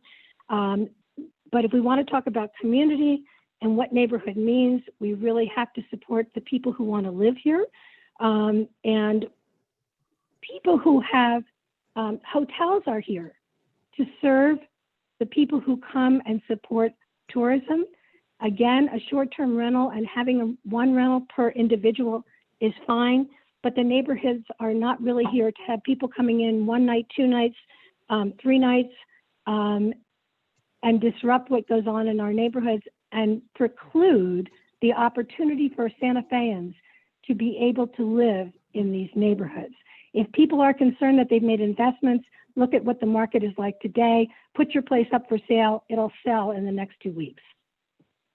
Thanks, Nancy. Noah, are you going to read Ms. Councilor Heldmeyer's comments? Yes, Chair. Melissa, Karen Heldemeyer she swears, and her address is Karen Heldemeyer, 325 East Berger. She says that I sent in a consensus document with suggestions from the Neighborhood Network Board. 3 issues with STRs. It affects actual neighborhoods with actual neighborhoods, decreases stock of available housing in many neighborhoods, never really have been adequate enforcement, especially of the fiscal impact. People who actually live here also contribute to the city financially through their ownership and through their living expenses, but also contribute in many other ways to the community. That doesn't occur with transient renters. So that's the end of her comments. Melissa, I will go ahead and email that to you for the record. The next speaker will be. Wait a minute. I want to thank Councilor Heldmeyer for calling in and making those comments. And the commission should know that Councilor Heldmeyer was the counselor that brought this to the land use department and to the various committees in the commission when it was originally passed in the early 2000s. Go ahead, Noah. Thank you. Paul is the next speaker. Paul, I'm going to go ahead and allow you to talk. Please unmute yourself and then you'll be sworn in and you can begin speaking after that. Thanks. Do you swear under the penalty of perjury that the testimony you're about to give is the truth, the whole truth, and nothing but the truth? I do. Thank you. Please state your full name and address for the record. Paul DiDomenico, 1413 Paseo de Peralta, Santa Fe, New Mexico, 87501. Thank you. Just mostly a comment that, you know, there's been a lot of focus on the BCD, but there are other commercial zonings that allow residential use. And like, for example, C1. And I own properties in both BCD and C1. And I just don't believe there should be any residential, there should be any limitations on short-term rental limitations on properties that are zoned commercially that allow residential use. And I would feel like that'd be a taking of my property rights if that were to happen. And that's pretty much all I have to say. Okay, thank you, Paul. Mr. Chair, it doesn't appear that there is anybody else who wishes to speak, but if you would wish to speak and you're in the audience right now as an attendee or you phoned in, if you phoned in *9, or you can press the raise hand button and we'll unmute you and allow you to speak. So please do if you'd like to. Looks like Michael Blackwell would like to speak. Michael, I'm going to go ahead and allow you to talk and then you'll be able to unmute yourself and you'll be sworn in and then your time will begin. Thank you. Do you swear under the penalty of perjury that the testimony you're about to give is the truth, the whole truth, and nothing but the truth? I do. Thank you. Please state your full name and address for the record.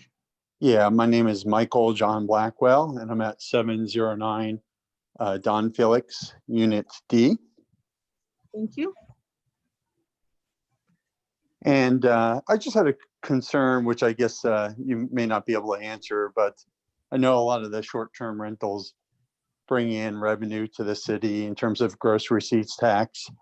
Is our property tax going to have to increase if they decrease the short-term rentals, or are city workers going to have to be laid off? If that's your question, we'll pose that to the director after the public hearing. Thank you very much. Thank Appreciate you, your time. Michael. We appreciate you very much. Thank you. Noah, when we get to the end, we'll allow a minute or two just to make sure we've got everybody that wanted to comment. Okay, Chair, Commissioners, thank you. There doesn't appear to be any more public comment unless somebody would like to raise their hand or press *9 from your phone to speak.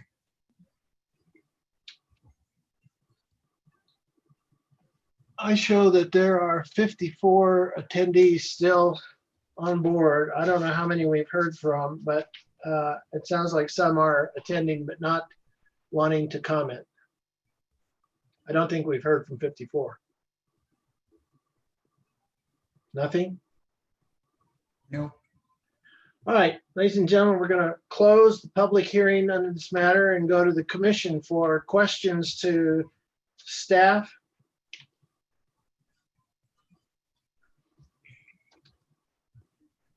Back to panelists.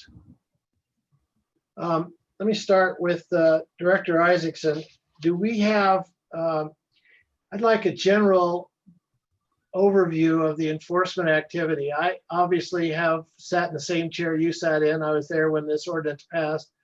I tried to put together a strong enforcement team. I don't think I succeeded.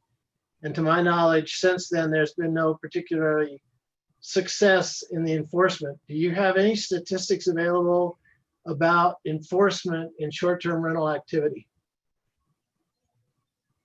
Chair Hyatt, members of the commission, I don't have any specific data on the enforcement. I think a few questions have come up over the course of the hearing or public comment about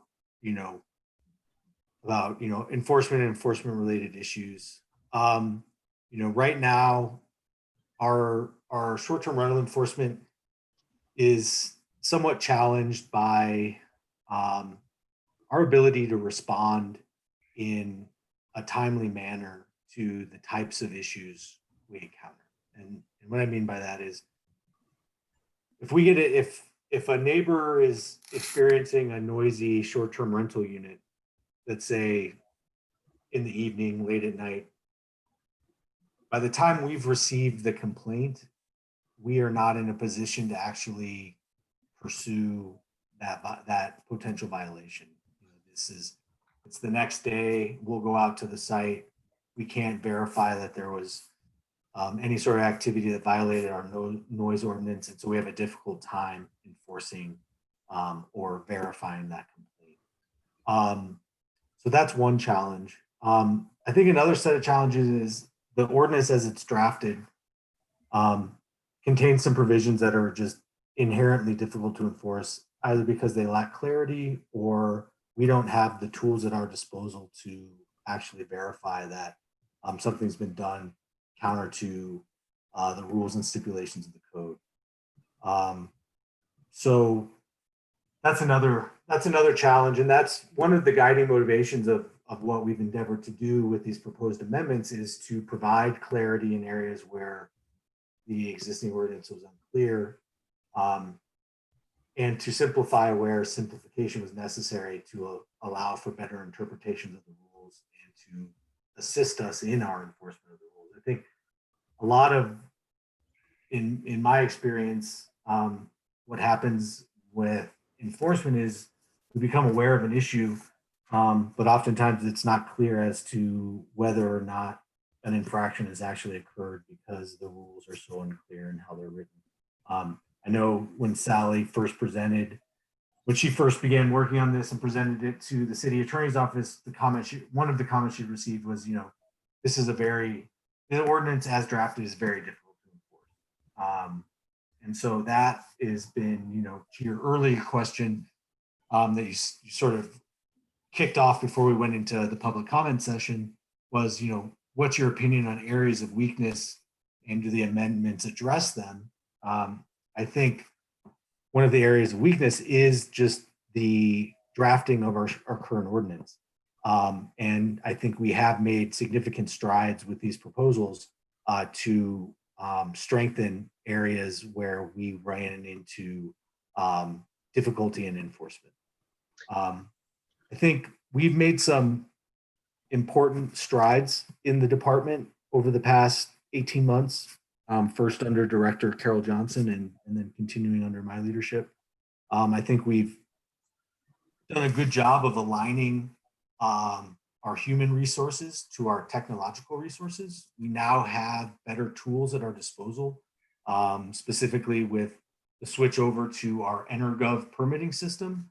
We are now no longer managing the STR program by spreadsheet, but we actually have a licensing program that allows us to take in applications either online or in person, enter those into the system and track those permits from year to year. We now have clarity as to what is a new application, what is a renewal. And now we also have that system now communicates with our another platform called Host Compliance, which allows us to monitor both the permitted and unpermitted short-term rentals in the city.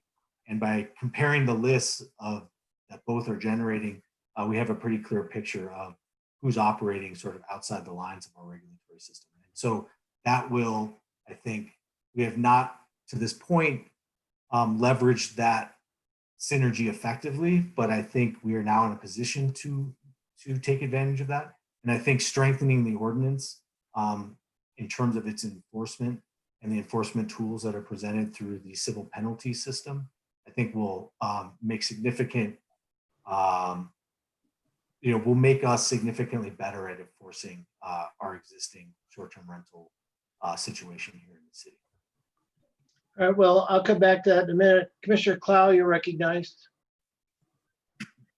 I have a clarification, because there might be some confusion, and that is when they're saying, when the ordinance says that the permit has to be issued to a natural person, it doesn't mean that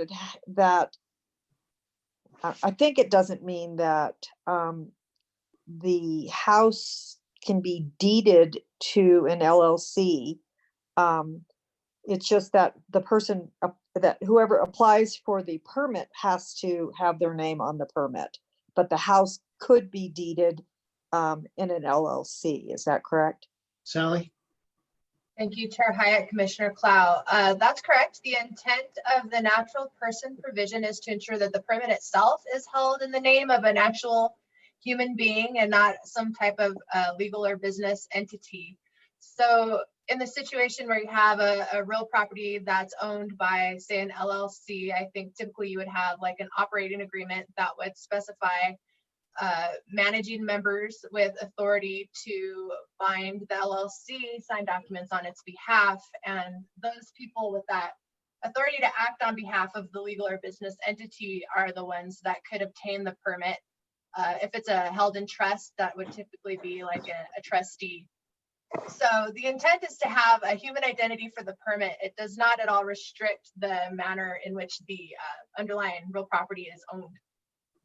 Okay, thanks. Because I think some of the public, some of the comments that I heard, I think they were concerned that it was legal title.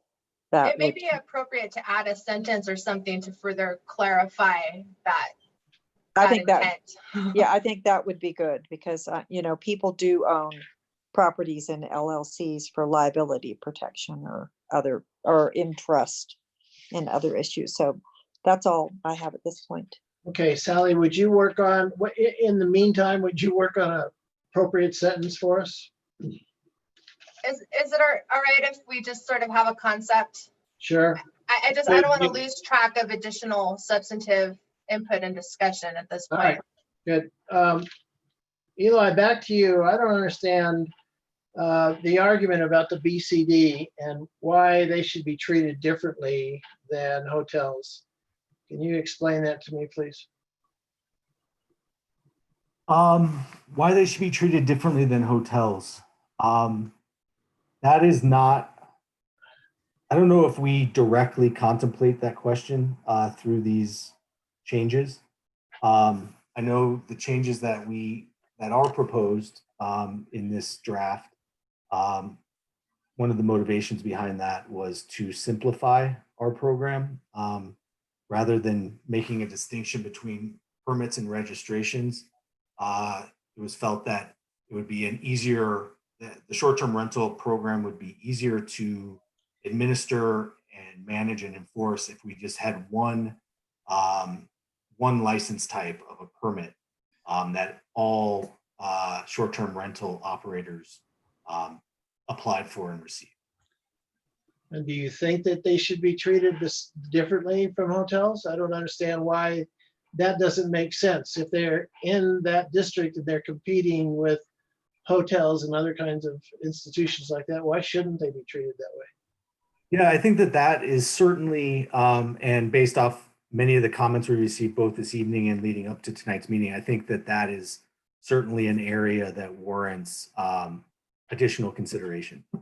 All right, thank you. And Chair Hyatt, I just want to chime in. There is a complete different definition for a hotel, and the requirements for a hotel are completely different in terms of parking requirements, the type of amenities that hotels produce. So if somebody wants to call themselves a hotel, it is a completely different thing by definition and classification. There's certain building codes that go along with that, fire regulations that go along with hotels that are completely different than short-term rentals. So I believe that was back when this was being drafted. I think there was a difference between a bed and breakfast, a hotel, and a short-term rental. Like, it's not just about the amount of days that one person stays at a place. It's actually about what type of amenities are provided, such as meeting rooms, recreation centers that are provided by hotels, what districts hotels are allowed in. So I think that our code differentiates through definitions between the differences. And they're very different. I mean, they're, as Noah alluded to, I mean, I think a short-term rental is a very different animal than a hotel. I agree. And I think And I think there's value in contemplating them differently in the code. all right, we'll come back to that. Commissioner Faulkner, you're recognized. So I have a couple of questions. One, the 75 feet between rentals in neighborhoods like Los Solares, Tierra Contenta, and some of the more dense neighborhoods, I'm not sure that's even feasible. Our houses are like 6 feet from each other. So like if you want to put a rental, say convert your garage, make that a rental, and I don't see how it's possible. The properties aren't big enough the distance between properties isn't even big enough to do that. So I think an important piece of additional info, the way we are measuring the 75 feet is through our GIS software. We put a point at the geometric center of the parcel. And then from that point, we draw a 75-foot circle diameter. So, half of that radius circle. So it's not buffering 75 feet from the property lines. It is sort of 75 feet from the center of the property. And so that is a way of doing a rough, quick approximation of adjacency. Right now, as the code is written, we have challenges. We have a rule that no two adjoining properties can have a short-term rental on it. But it's unclear as to what does adjoining mean. Is it side to side? Is it front to rear? It also references public ways or public streets. We have many of our short-term rentals are on private drives. And so that's an area specifically where the lack of clarity has really challenged our staff in making clear determinations and consistent determinations as to what properties are actually eligible for additional short-term rental permits based off of existing permits in their neighborhood. And so this we felt was a better and clearer and more precise way to quickly analyze the proximity and density of existing permits in any neighborhood should someone come in for a new application. So is it 75 feet between permits owned by the same person, or 75 feet between permits, period? 75 feet between permits. So if you were coming in as an applicant under the new system, granted, this is all of these rules, and I think it's an important point to bring up. These rules are prospective.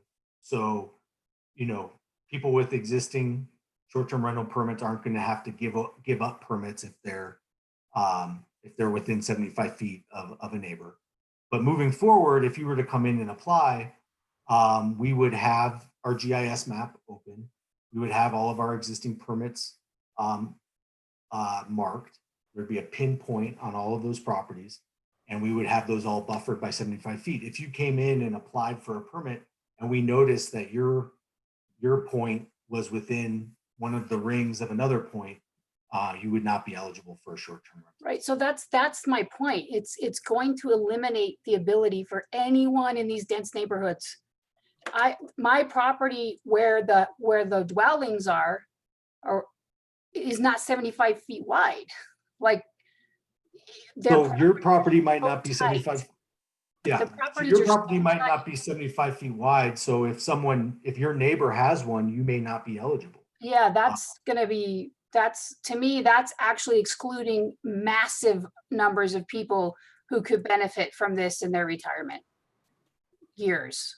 I know We currently have a different version of a similar provision, right? In that you can't have adjoining properties have short-term rentals. And I think it's a little bit more nuanced than that. I think I'm oversimplifying, but this is a different way of trying to express an existing provision in the code that makes it easier for staff to interpret it. So is there a way that we could get specific enough that depending on the density and the zoning of an area, you could restrict it differently for different areas? Like areas where it's R5, you could do one thing, where it's R, whatever we are here, I feel like we were R1000, but that's really prohibitive. That 70, I can see where it makes sense in other neighborhoods. It would never, only one person for 3 houses could have a rental in Los Solares and Tierra Contenta. Less than that, 1 per 7 to 10 houses, because they're stacked on top of each other, especially like in the inner blocks. If you were to put, if someone in the middle of an inner block was to have a rental, nobody else on that block could have a rental. That's how close the houses are. Well, we ran an analysis as part of the process of drafting these proposed amendments. And we found that if we took our existing short-term rental permitting and applied this 75-foot rule to our existing permit holders, it would affect roughly 125, 140 of our existing permit holders. So it's not, I don't think it's quite as restrictive as maybe you're suggesting. But again, it is somewhat restrictive, and the restrictive nature of it is intentional. One of the things that we've been hearing consistently from residents, and to a point that was made earlier, what is it that you guys are trying to do? Why are we doing this? I think part of it is we are trying to reduce the density and concentration of short-term rentals in our residential areas. And this was a policy approach designed to reduce the concentration that we're experiencing in certain parts of the city. And so it is somewhat restrictive, but it's somewhat restrictive by design. So what parts of the city are facing this problem? Well, I think it's, when we started doing the analysis, it confirmed some of our suspicions. I mean, I think our densest areas for short-term rentals are in both the center city, the BCD that was brought up earlier, as well as the neighborhoods sort of immediately adjacent to the center of the city. So, inside the Paseo de Peralta ring, and then the neighborhood sort of strung about that. So why South Capitol, not? East Alameda, areas like that are the ones where we see the highest concentrations of short-term. So why not address it more stringently in those neighborhoods? Mr. Falford, let me interrupt for just a minute. Let me interrupt. All of us on the commission have the opportunity to amend. And when it comes to a motion, if you want to provide some limitation, please be specific, and we could do that. I think Director Isaacson, we can pin him down all night long, but we've got other people that want to speak, and I'd like to move on. But come back to that issue, because I understand what you're trying to do. All right, the chair recognizes Commissioner Satania.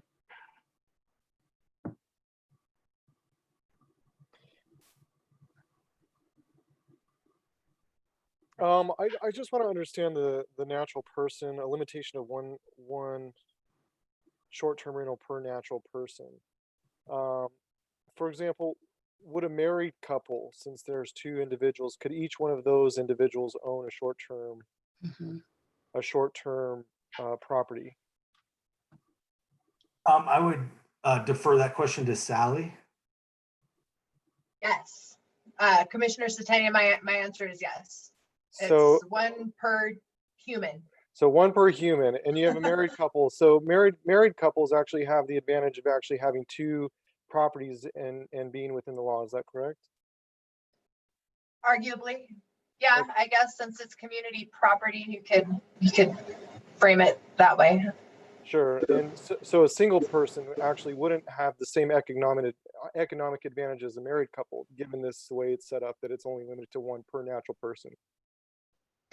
I think you could argue that, Commissioner Satenia. I mean, I think there are a lot of benefits under the law that tend to run towards a married couple, unfortunately, with in terms of, everything, taxes and economics. So, I mean, I don't think this is really much different in that regard, but I see your point.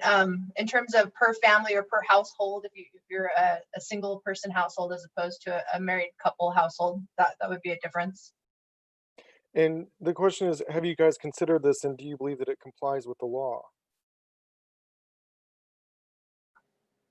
Thank you for that question too. I haven't come across anything that indicates to the contrary. We looked at other potential limitations. For example, could we restrict, for example, out of state people, like a person who's a resident of another state from holding a permit, and that type of limitation did raise limitations under the law, constitutional problems potentially with the dormant commerce clause and the privileges and immunities clause, some sort of obscure constitutional doctrines. That kind of provision is problematic. Anything where you're limiting to certain, protected classes, but married versus unmarried, or it doesn't really, it's one per person and it treats all people the same. And I'm not aware of any legal limitations to that type of limitation. Okay. And the other thing that came to mind, and Commissioner Cloud pointed to this with the LLC, is you also have families in Santa Fe, that when somebody passes property or it's within a trust, is that impacted anyway? I'm not sure how that works, but has that been taken into consideration like an LLC? And for example, a family owns, a natural person, it's in their name, but then, it's associated with a family trust, and that family, New Mexican family, is benefiting from that property. Is this going to impact that in any way? Thank you, Commissioner Satenia. My understanding of the current rule is that if there's a transfer of property ownership, the short-term rental permit does not transfer. So I'm not sure how we've implemented or administered that, but the way it's written, if right now I owned a short-term rental and I transferred the ownership of my property into a trust, that was my trust, I'm not sure how our office has been treating those. But I think under the plain language of the existing ordinance, I think that would not be allowed. It's potentially an ambiguity in the existing ordinance, the kind of things that we're looking to clean up. So the current draft legislation, I don't think would allow that, because it does have to be held by a natural person, and obviously humans may have more limited durations than other types of ownership entities. So I think that's a point. Potentially you could add more precise language about transfers where we would allow the permit to be renewed and remain in effect. So if it was within the family or something. So if we still wanted to say natural people and it was within the immediate family, and we defined what do we mean by the immediate family or something like that, I think those types of more precise limitations could be drafted, but they're not in the current legislation. Thank you. I have one more question, and I might have some others down the line, but I'll just end with this one here. I noticed in the executive summary, and this is a question for staff, that one of the criteria that we have to meet or consider is the consistency with the general plan. And as it's stated in the executive summary, it doesn't actually really provide a lot of detail how these changes actually meet with the consistency of the general plan. Specifically, what's noted in the executive summary is that the general plan includes enhancing the quality of life for residents, fostering economic diversity, maintaining Santa Fe's unique personality, sense of place and character, and preserving a community-oriented downtown. And I know that some of during the public comment, there was other, individuals that raised issues, whether have we done, a small business and how this will impact small businesses. Has there been an economic impact study done? Can staff speak to a little bit more detail about how it actually meets this criteria with consistency with the general plan? Sure. So I think it was, let me pull up the memo. I think one of the main motivating factors behind what we've been doing, in our conversations around these proposed revisions to the ordinance is the quality of life for residents. I think several members of the public spoke today about concerns they have for their neighborhoods. And some of those neighborhoods are centrally located neighborhoods, whether it be historic Guadalupe or others. I think there's a sentiment that the proliferation of short-term rentals has come at the expense of long-term rental units. And I think that's I think some of the conclusions of the O'Donnell report that was done last year, I think more specifically in reference to, or not more specifically, but I think it also looked at the issues around accessory dwelling units, but also with short-term rentals. I think that there was a connection drawn between the proliferation of short-term rentals and the decrease in long-term rental units available, and then also a commensurate increase in the rents associated with those long-term rental units because there were fewer on the market.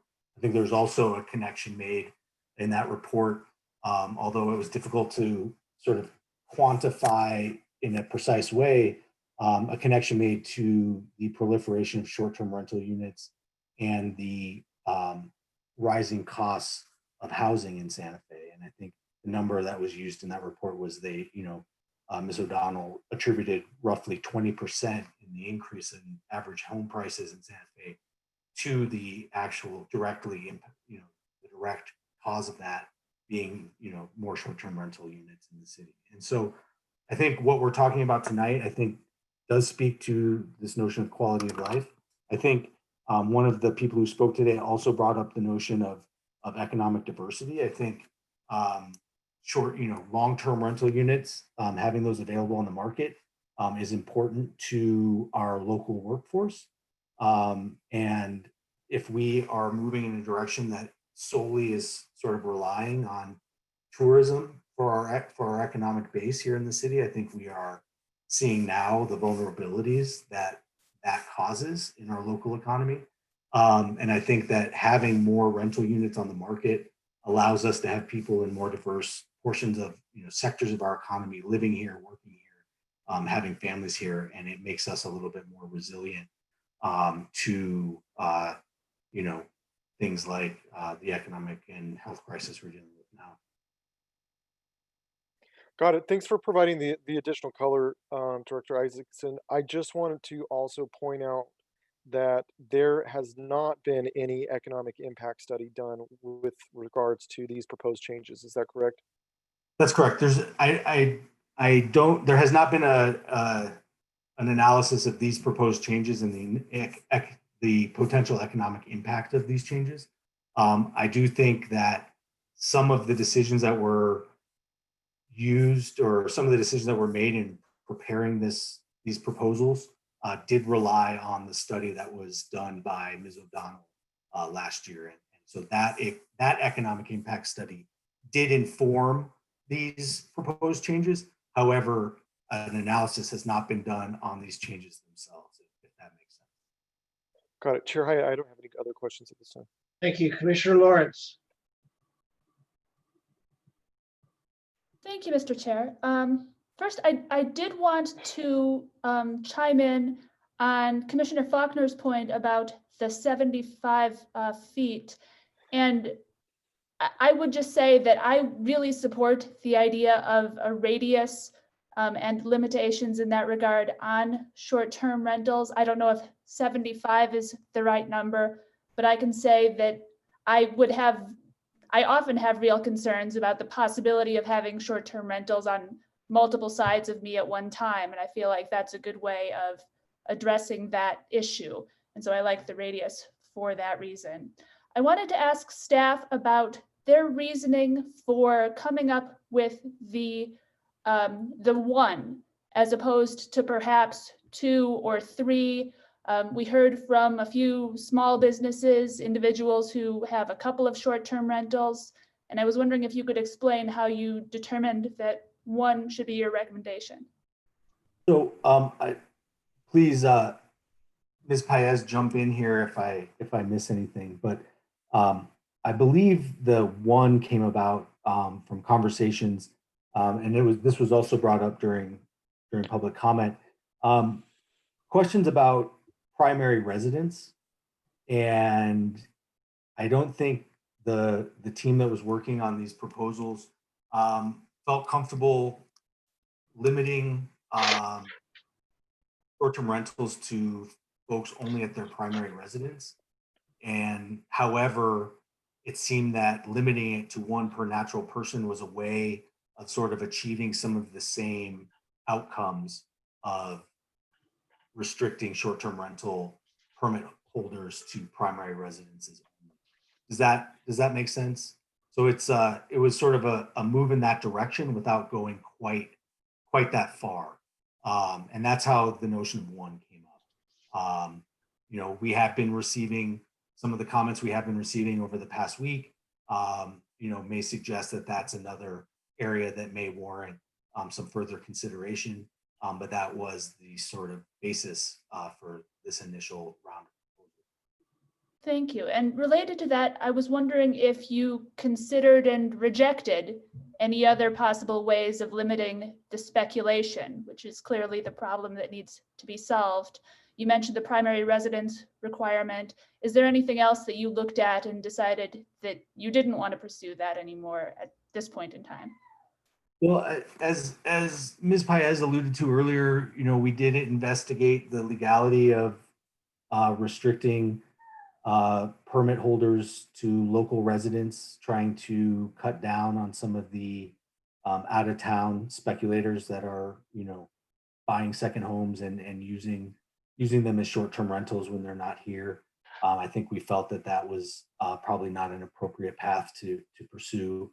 I do believe, you know, there was a fair amount of discussion around how to curb some of the speculation in the housing market around short-term rentals. I think, you know, part of, you know, again, going back to the question of why are we doing this? I think part of the reason why we're doing this is we have seen sort of the short-term rental industry evolve quite a bit from, you know, as Noah went through sort of the history of our local program.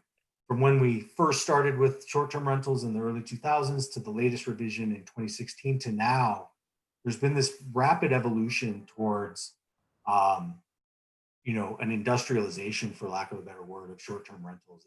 It's more profound in larger cities like Austin, San Francisco, and other places, but it's definitely happening here as well.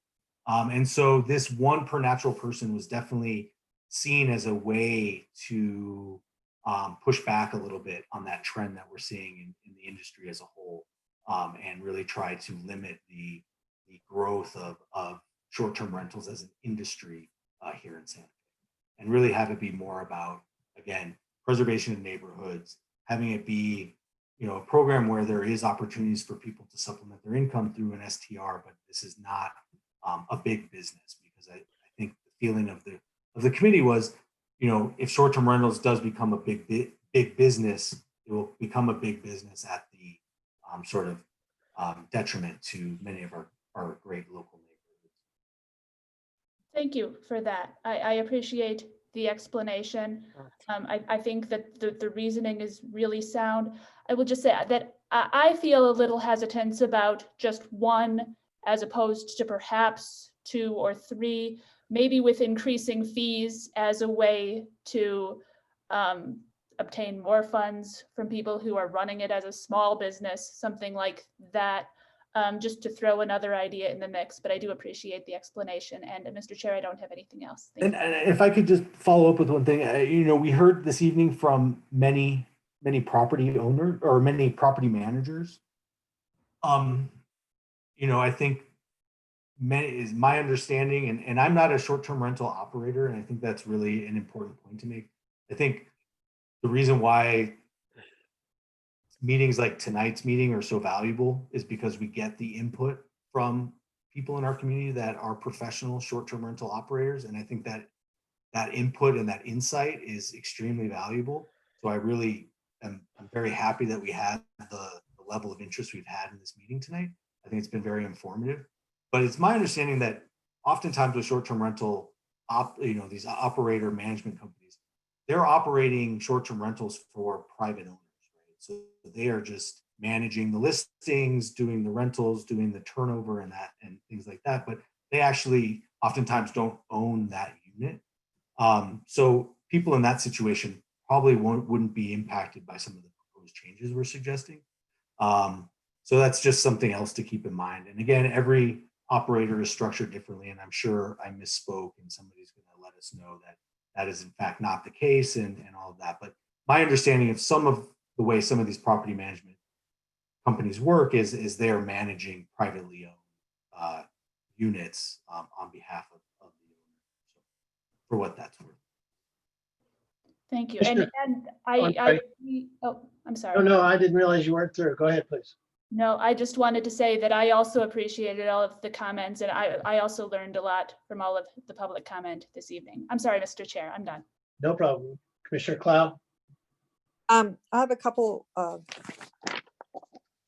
comments, and then I have one comment and then question on page 6, where it talks about in section 5 or section B, that a permit is non-transferable to another person or property. I think there needs to be clarification there that it is really not, that a transfer like to a revocable trust for estate planning purposes is allowed, that it's really a transfer to, a real transfer, a transfer to another owner, as opposed to a revocable trust of the original owner. So there probably needs to be some clarification there on that.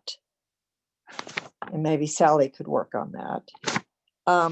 My other comment or question is, when I'm reading on page 12, section E, in terms of the 75-foot radius, it says the radius shall be measured from the subject property boundary. Wouldn't that be the edge of the property? And not That is correct, and that I think is not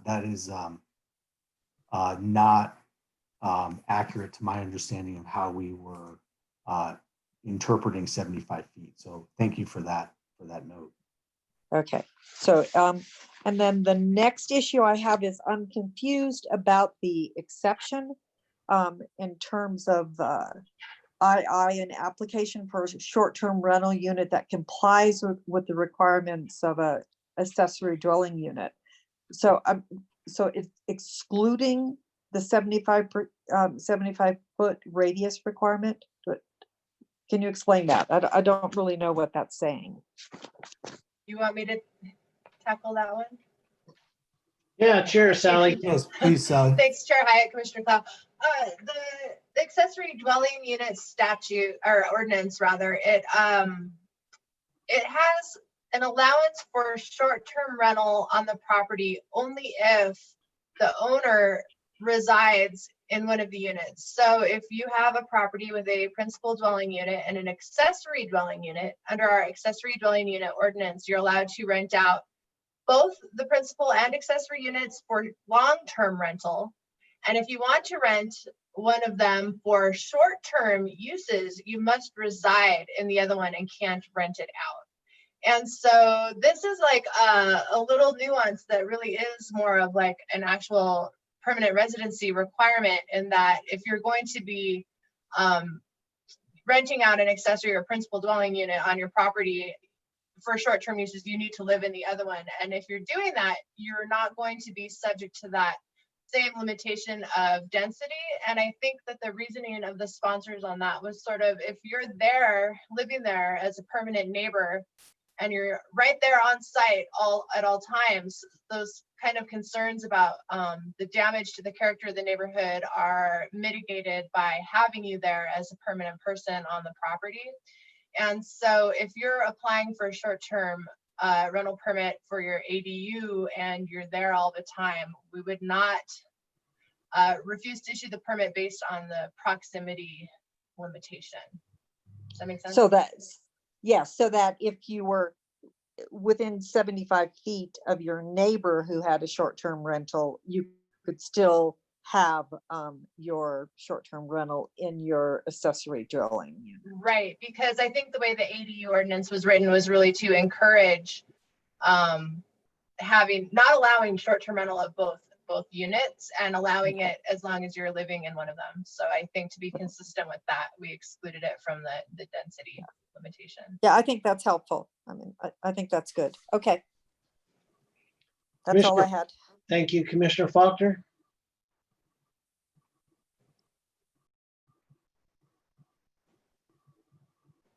Commissioner Faulkner. Yeah, just trying to unmute myself. Okay. I know. My husband wished he has a mute on me all the time. Don't go there. Don't get me started. Just kidding. So I just want to be clear on this. The 75-foot radius requirement, that does not affect married couples. So like if you had one piece of property and you had a license for a rental, short-term rental on that property, and say the property was big enough, you could put another small dwelling on it and rent that. And the wife had one license and the husband had the other, or the husband, wife, whatever the situation would be. Can you do that? Because that would be another license within 75 feet. Ms. Paez.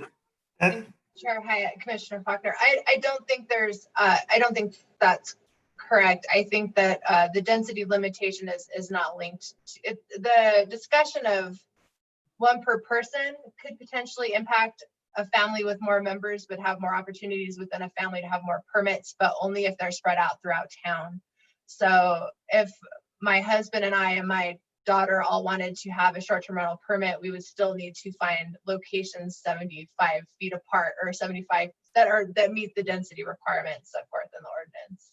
And I'm not sure, but I think the scenario that you just described may fall under the exception that Commissioner Cloud just referenced, because that additional unit may likely be an accessory dwelling unit and therefore would be exempt.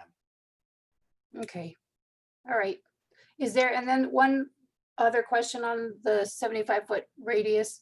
How hard would it be to enforce if instead of it's 75 feet from the short-term rental to another short-term rental, to take like a larger radius and say you can only have X amount of rentals per homes within that radius? So like push the radius out to like a block. And instead of doing it 75 feet from one another, you could say you can only have X amount per houses within a block of this size. You can only have X amount of short-term rentals. I think it's a completely valid approach. However, I don't think it's quite as easy to enforce. And I think really what we were trying to do in a lot of the proposed revisions was to simplify and to not have to do a lot of case-by-case analysis in terms of let's review this block, let's review this block, let's review this block, but to have sort of one approach that we can apply consistently over the entire residential areas of the city. Again, the BCD being exempt from the 75-foot requirement.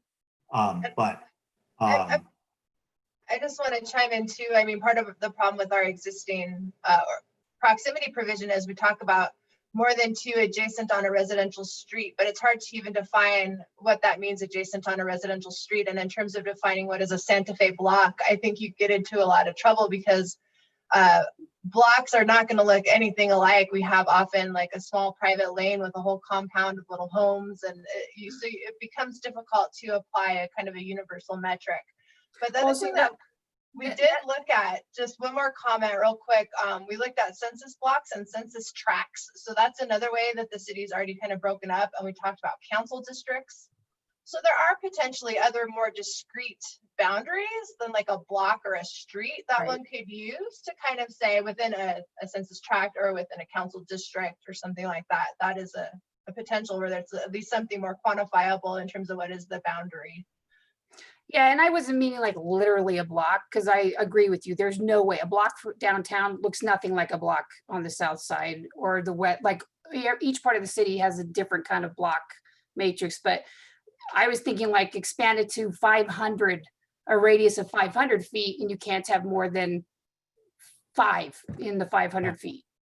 No, that makes a lot of sense. I think the one thing that immediately comes to mind is how do you identify sort of the center point of that 500-foot radius? Place to place, again, not having not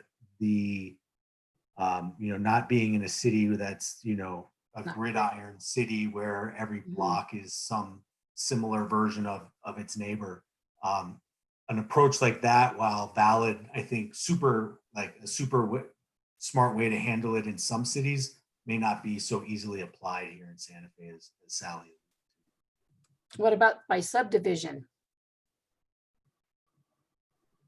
Again, that would, it gets us into a situation where we're sort of taking, different areas of town and sort of applying unique rules to that area.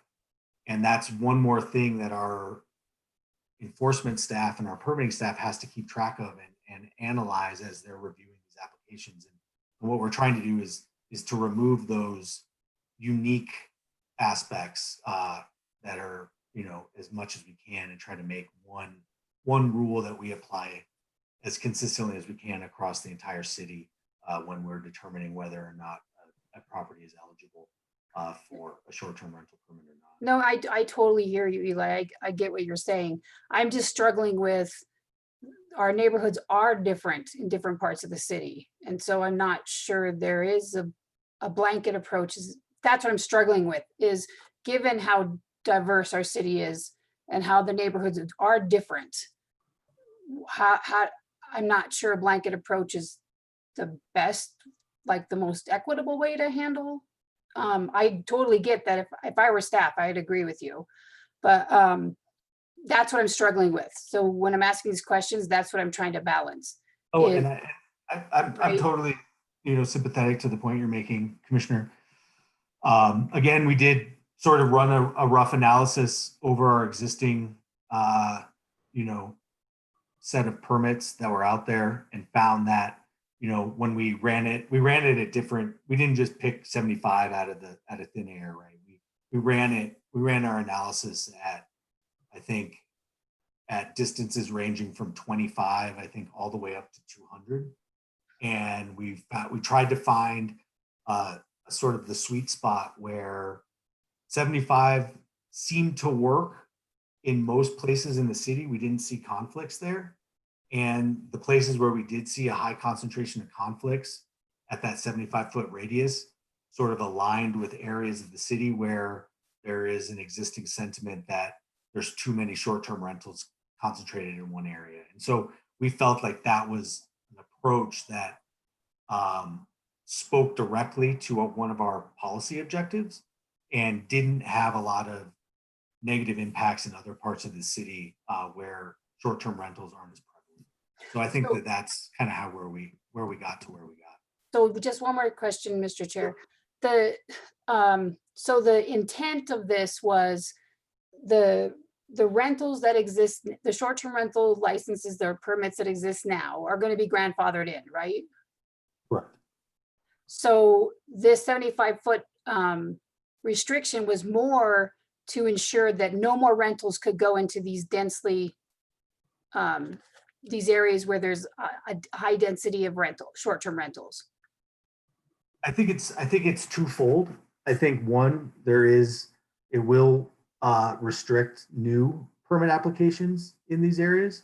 But I think also as we move forward through attrition, it will start to allow us to, permits that aren't renewed, that expire, that people, properties change ownership. It will allow those neighborhoods to sort of find their equilibrium by, applying the 75-foot restriction prospectively moving forward. So I think that's the idea. So it's sort of twofold. It has an immediate impact in terms of limiting future permitting, but also has a longer term impact by sort of through attrition reaching the balance that I think the committee felt comfortable with.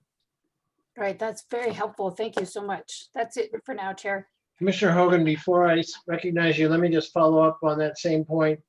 So in the testimony, Richard Woodruff said that the 75-foot rule might eliminate 75% of the short-term rentals. Does that comport with what you're observing in short-term rentals? Based off the analysis we performed, and I'd like to give credit to Jennifer Fabian. She helped us put these proposals together and was tremendously helpful. She was working with our GIS staff to analyze these properties and know that assessment of the 75-foot rule would impact 75% of our existing short-term rentals.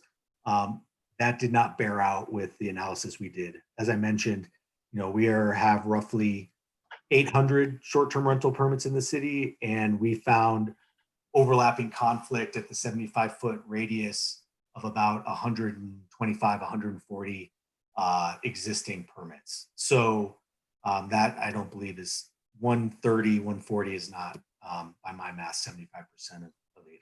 Thank you. Commissioner Hogan, you're recognized. Thank you, Mr. Chairman.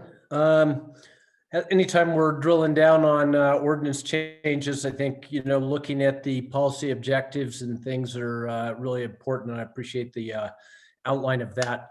I also am glad that you separated the ordinance from the enforcement portion to the additional changes. Because my initial read, once seeing the numbers between permitted short-term rentals and non-permitted short-term rentals, the fact that they're nearly parallel certainly points to enforcement as being a significant issue. And particularly, I think it would be make it more complicated for the city to make sure that the quality of the short-term rental management was being maintained if you don't have access to that. So I'm very supportive of the enforcement. I like the idea that there's a penalty if you don't get registered for a year. I think maybe there might need to be a short amnesty period to get people to get their act together and get licensed, get permitted. So all that I'm pretty okay on. When it gets down to making the changes in the ordinance, it raises more questions for me. And again, I wonder how many of these issues we would be hearing about if there was less illegal short-term rentals. That said, a couple of things I wanted to just talk about or ask about from the policy objectives. And one of the significant ones we heard from the public testimony, and the second point on the sheet you gave us said it prevents speculation for purchasing multiple homes and for the purpose of operating multiple short-term units, thereby reducing the amount of long-term housing availability. And, that seems intuitive, but I'm not sure it's factually accurate. I don't know if Alexandra Ladd is on the meeting tonight, but we have had a conversation about that.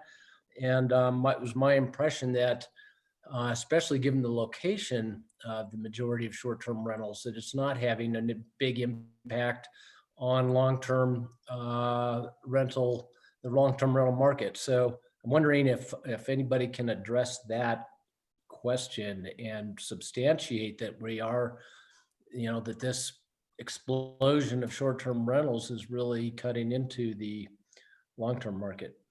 Yeah, so thank you, Commissioner Chair Hyatt.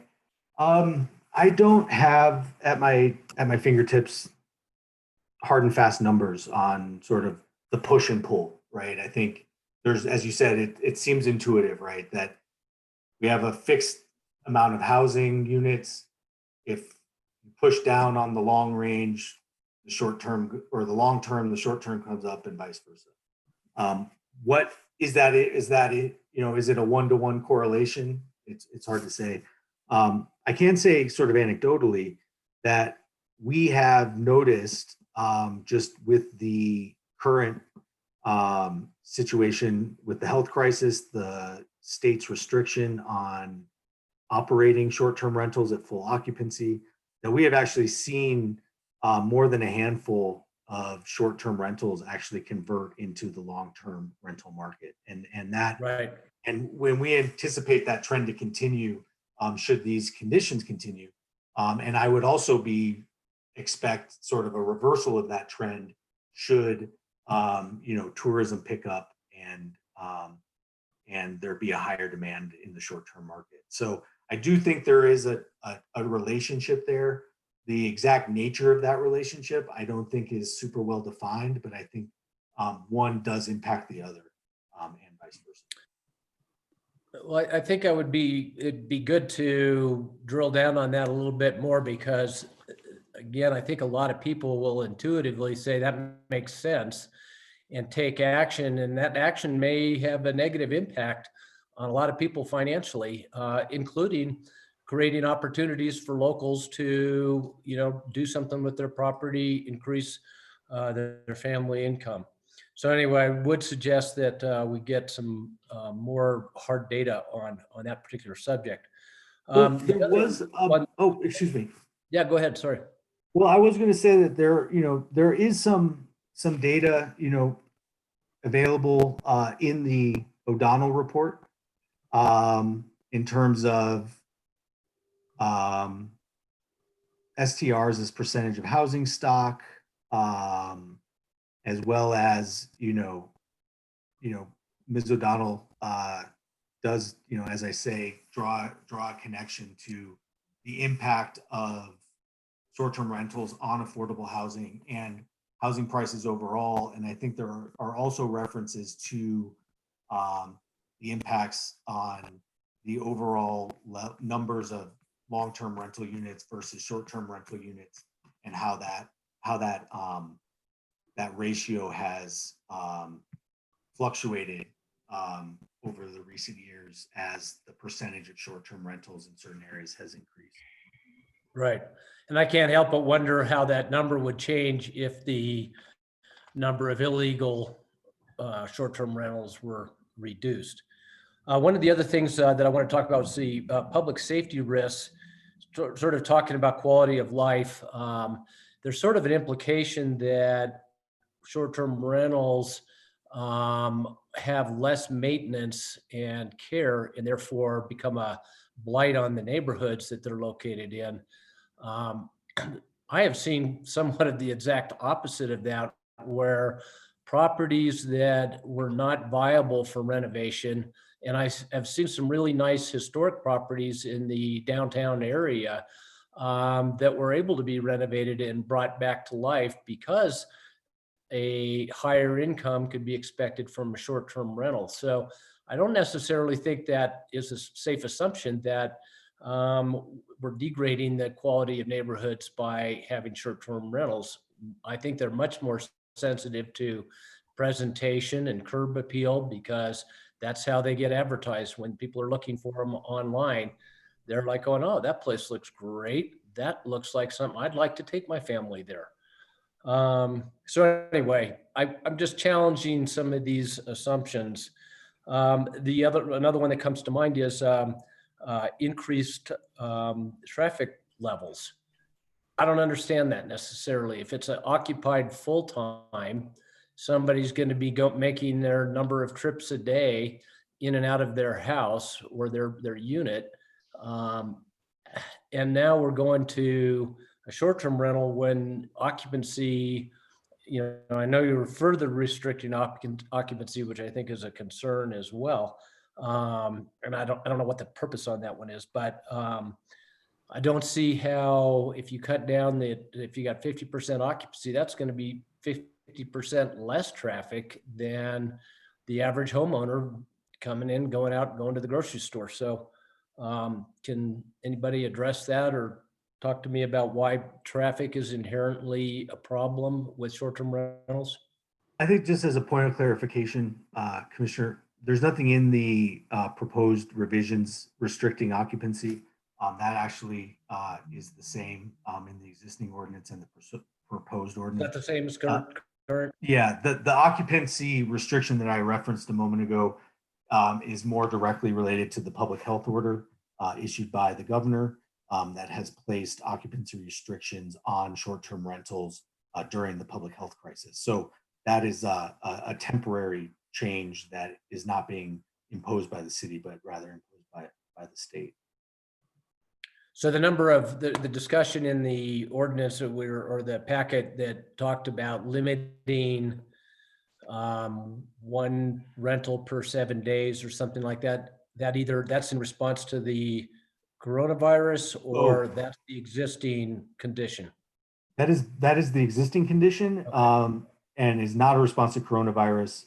And that also carries through to the new version. I'm specifically talking about recent restrictions at 50% occupancy for hotels and lodging that applies throughout the state. That's what I was referencing. Yeah. Okay. Thanks for that.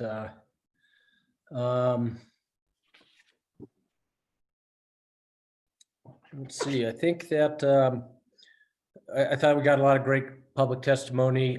I did not hear a lot of hard examples of where, other than this sort of feeling of we're losing our neighborhoods, didn't hear a lot of that direct testimony, like, the quality of life on our block has really diminished. Anyway, Mr. Chairman, I think that's it for me right now. Thank you, Commissioner. Commissioner Satania. I just wanted to reference the public comment just to make sure that it was addressed, and I don't know if it was, so stop me if it has been.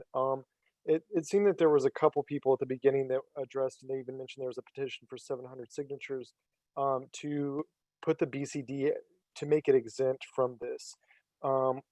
Has that been considered, or why are we not considering that? And that would that actually be consistent with other policies adopted by the governing body? I think that, thank you, Commissioner Satania, Chair Hyatt.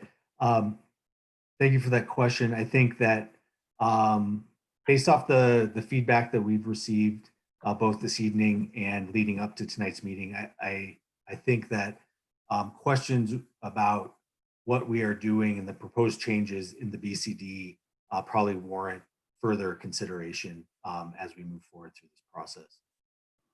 Okay. My other question, and this is just for my own understanding to make sure that I'm clear, is that I think you mentioned that there's about 800 permits that have already been issued under the current law, correct? That's so really, and that those 800 permits would just be grandfathered into this law. These new laws, these new amendments would not impact 80% of the permits that are already in existence. Is that correct? That is correct. So really, these amendments would only apply to 200 future properties, and it sounds like there's probably applications that are already in place for potentially those 200 applicants. We currently do not. I think we currently have. So I don't think we have a large number of pending applications at the moment. It's not more than a handful, is my understanding. Well, what I would say is then, I mean, what's the point? I got there's two aspects of this, right? And I think to Commissioner Hogan's point, I think it's great in terms of, the issues and trying to empower you guys to enforce these laws and keeping those separate from these other amendments. But these, how are these amendments really helping if they're only going to apply to 20% of the upcoming applicants, when 80%, will not be impacted by these changes? Well, thanks for the question, Commissioner Satania. I think, again, it goes back to what Commissioner Faulkner and I just discussed, that initially there's 200 more permits that we can issue leading up to our cap. But over the years, either through attrition or through property sales or things like that, existing permits will expire and the new applicants will be subject to the new provisions of the proposed ordinance. And so we'll see, a smaller impact of the new changes at first. And over time, we will see the existing landscape of short-term rentals sort of start to shift to come more in line with the provisions in the new ordinance. So there'll be a more direct a more direct impact on 20%, but I think eventually we'll see a larger percentage come into conformance with these stipulations. Sure, and that goes back to my earlier comments, and I appreciate Commissioner Clouds, because she's the lawyer of the group, I think, besides Chair Hyatt. Commissioner Lawrence, Commissioner Lawrence. And Commissioner Lawrence, thank you. To go back to maybe pass-through entities, again, through family trusts, that there might be loopholes that are created in these. While I'm in support of families being able to pass these properties that maybe have been in families, and just because the natural person that it's licensed in, comes to pass, that that all of a sudden an entire family, something that they built or property, loses the opportunity to use that within their right. So while not all laws are perfect, I just would have you guys again consider that while I'm in support of some of these loopholes, some of these, while 800 homes currently will not be impacted, and there will be a trend as some fall off and now the new ones applying to these laws, that those loopholes are taken into consideration and the impact of that. Thank you. Commissioner Gutierrez.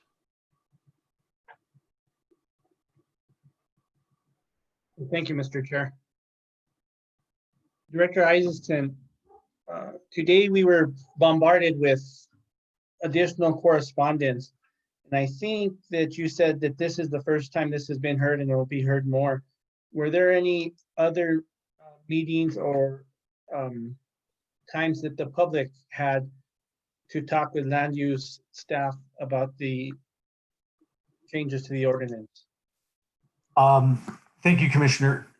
This is the first time that these specific policy proposals have been shared with the public for comment. Again, I think, there's been a lot over the years, as Sally mentioned, we get a pretty steady stream of feedback on the sort of strengths and weaknesses of our existing ordinance. And those comments, those sentiments definitely informed some of the policy shaping that happened amongst the sponsors of the legislation. But no, this is the first time this has been shared with the public. We knew that it would probably come as a surprise to some people, but we felt that with this, with the committee process at the governing body level, and through this meeting tonight, that there would be plenty of opportunity for the public to weigh in on the proposed revisions and to have opportunity as constituents to shape the final version of this ordinance or these ordinances. Yeah, and I just want to add that this is very much driven by our elected policymakers who all have very strong feelings about wanting to amend this ordinance, and just due to the limitations of being unable to meet with the public without creating rolling quorums and violating the Open Meetings Act and discussing public business outside of these kinds of meetings. That was really the limitation, because there was so much interest among the city council in really moving this forward. So that was, I think, really the main decision to go ahead and introduce something, put something out there so that we could get the kind of direct, targeted input that we're getting tonight, which has been very helpful. I want to thank people who have pointed out typos in my drafting and things we didn't think about, and highlighted, big policy choices that are out there. And I think by having something very discreet, but knowing that it is a work in progress, likely subject to change as it goes through the legislative process, I think that was really kind of the thinking of the sponsors and kind of putting it out into this venue in terms of starting it. And they did anticipate a longer sort of committee process than we would normally have for a piece of legislation. So certainly over the whole summer, if not like until August, if not longer, I think we'll be tinkering with this and considering all of the input that we're starting to get now. Okay, and I know before we've spoke about this, and correct me if I'm wrong, through the committee process before governing body, it's up to the chairman of that committee to decide whether the public can speak on this issue or not. Is that correct? That's my understanding. I've actually never participated in the committee meetings for Public Works, Finance, and Quality of Life. I'm embarrassed to report that I'm only here with all the land use meetings and city council, but that's my understanding. I do know that there's a lot of interest in terms of everyone wanting to talk about this. I would expect they may well be willing to do that. And at a minimum, we'll be forwarding on all of this written comment and the record of this hearing in terms of the comments here. So, and I also know that people are emailing the city council directly and frequently, because I've been copying on a lot of that and received a lot of those. So they are receiving a lot of input. The ultimate decision makers are receiving a lot of input, and it's been very helpful, and it's only been like a week. So. Okay, thank you. I just, sometimes equivalent to an ENN, some of these issues can be hammered out before it comes towards us or towards committees or towards the governing body with a little more pre-meetings. I know it's not easy that you can't go to the library and sit down and talk with these people, but I just wanted to bring that up.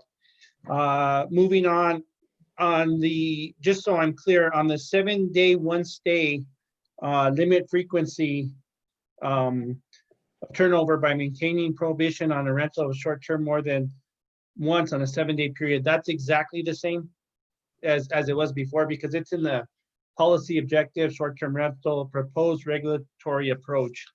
So I'm just confused why it's in there if it's already in there. We highlighted a couple of things that we're keeping, including the 1,000 permit limit and that limitation. I think there's potentially some ambiguity in the existing ordinance as to whether that would apply to non-residentially zoned properties or not. Those are the kind of things that we're trying to be very clear about, exactly, like say what we mean and make sure that we know, because I think an argument could potentially be made right now that does definitely apply citywide to any short-term rental that's registered or permitted in any zoning district. And I think maybe an argument could be made that it only applies to short-term rental on residentially zoned property.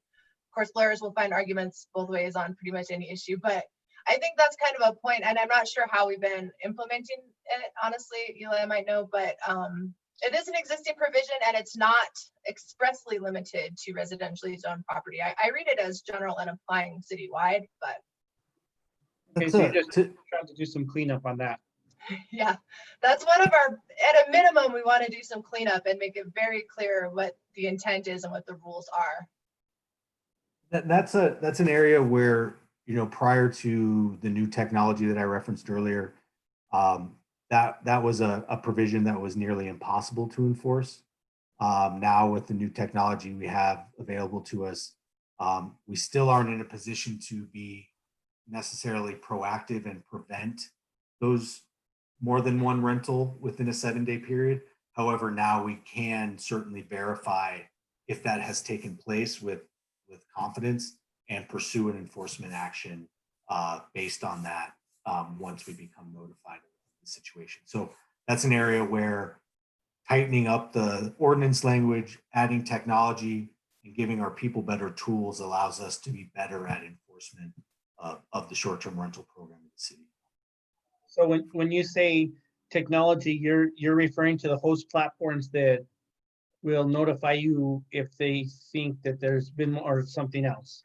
Something else. So one is our new permitting, ERP permitting system, the Energov, that is helping us throughout land use, also helping us in short-term rentals, both in terms of enforcement and in helping constituents apply and get permits.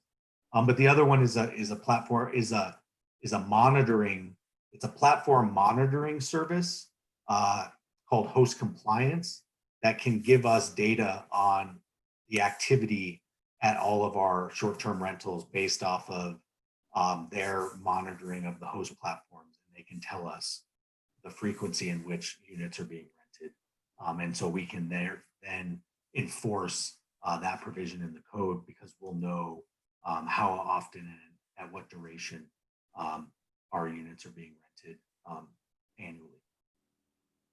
Okay, and I'm going to put you a little bit on the spot, but I know you have an answer for this. If you were to just pick out one of the biggest problems land use faced with the short-term rental ordinance that's in place, and how it's being addressed and what you put in front of the commission, what would that be? I mean, one of the toughest things that we deal with, one of the biggest, one of the things that kind of creates the most sort of confusion or lack of clarity is the adjacency provision, how it's written now. That one continues to cause problems because of all the things I mentioned earlier. Is it a private drive? Is it a residential street? What does it mean to be adjoining? What does it mean to, is it, there's been, people have argued that having one across the street from another means they're adjoining versus being next door to one another versus backing onto one another. So that's one that continues to cause frustration and has probably led to us issuing permits inconsistently over the years.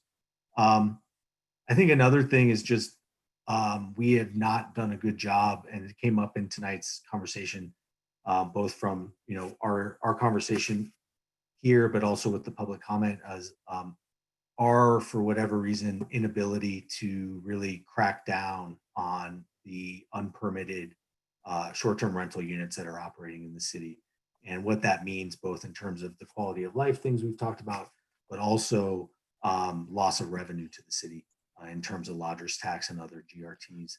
So that I think is probably one of the areas of focus and points of emphasis for us as a land use department moving forward, is to really get a handle on those. And I think, as I mentioned, we have two legs of the stool, I think, in place with we have the staff and we have the technology. I think the third leg of the stool is getting a ordinance that is easy to understand and easier to enforce. And I think those three things put together will make us much more effective in our management of this program in the city. Okay, and the last question I have is, where did you look elsewhere, other cities that comparable Santa Fe? What cities did you look at, and what did you take away? What was your biggest takeaway from any of them? Well, we certainly looked at, the other sort of cities that have large short-term rental programs in the city. We looked at ones that sort of were good comps for Santa Fe due to size and sort of composition. So one of the places we looked at was Charleston, South Carolina. I mean, we're always neck and neck with those guys in terms of most, top tourist destination in the city for historic communities and things like that. We also looked upwards towards larger cities like Austin, San Francisco, Denver, Boston, to kind of see where some of these larger national trends were going in the short-term rental industry, to make sure we were we were in a position to anticipate some of that happening here in Santa Fe. I think we also looked to Boulder, Colorado for some guidance. And a lot of what we, I think, took from that was trying to wrap our heads around this issue of the debate on, because everyone's, some cities have just canceled their short-term rental programs altogether.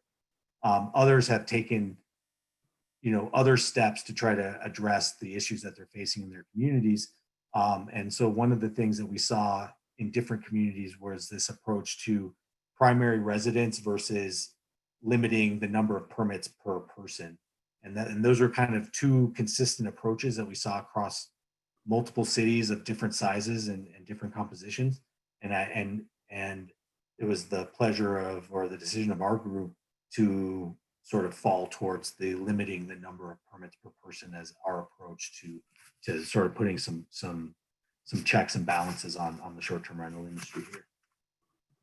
Thank you. And I'm just going to go back to when I asked you about the biggest headache, and you said that the issuing of permits, and so I just want to be clear, you're comfortable after you've run all the numbers with 75 feet, you think that works the best for this city?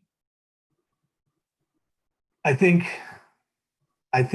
75 feet is I think that is a workable distance. I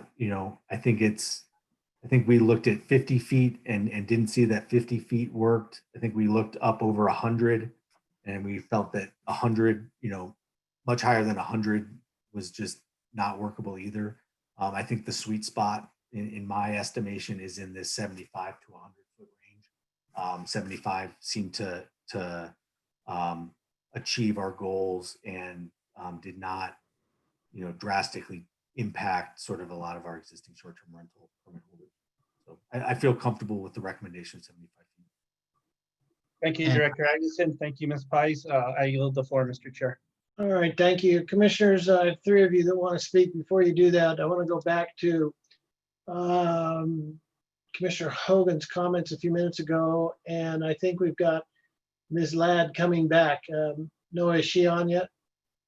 She's logging on right now. She just turned her computer back on, and she should be on any minute, and she's going to raise her hand. And I just want to clarify for the purposes of this conversation with the adjacency issue, that was staff never recommended that in the past. It was actually made by counselors, and they put that provision in there. So staff had to, it was an amendment to proposals, and that was what they wanted in there, the adjacency. I think the intent at the time, if I remember correctly, was that that we wouldn't have streets inundated with short-term rentals. Like you wouldn't have three in a row, and they came up with the wording and everything. So I just, some historical knowledge behind that. It wasn't something staff suggested, but was voted in there and put onto that by counselors. And I just went ahead and promoted Alex Ladd into a panelist. So Ms. Ladd, would you like to comment? Commissioner Hogan, why don't you reframe your comments to Ms. Ladd earlier, please?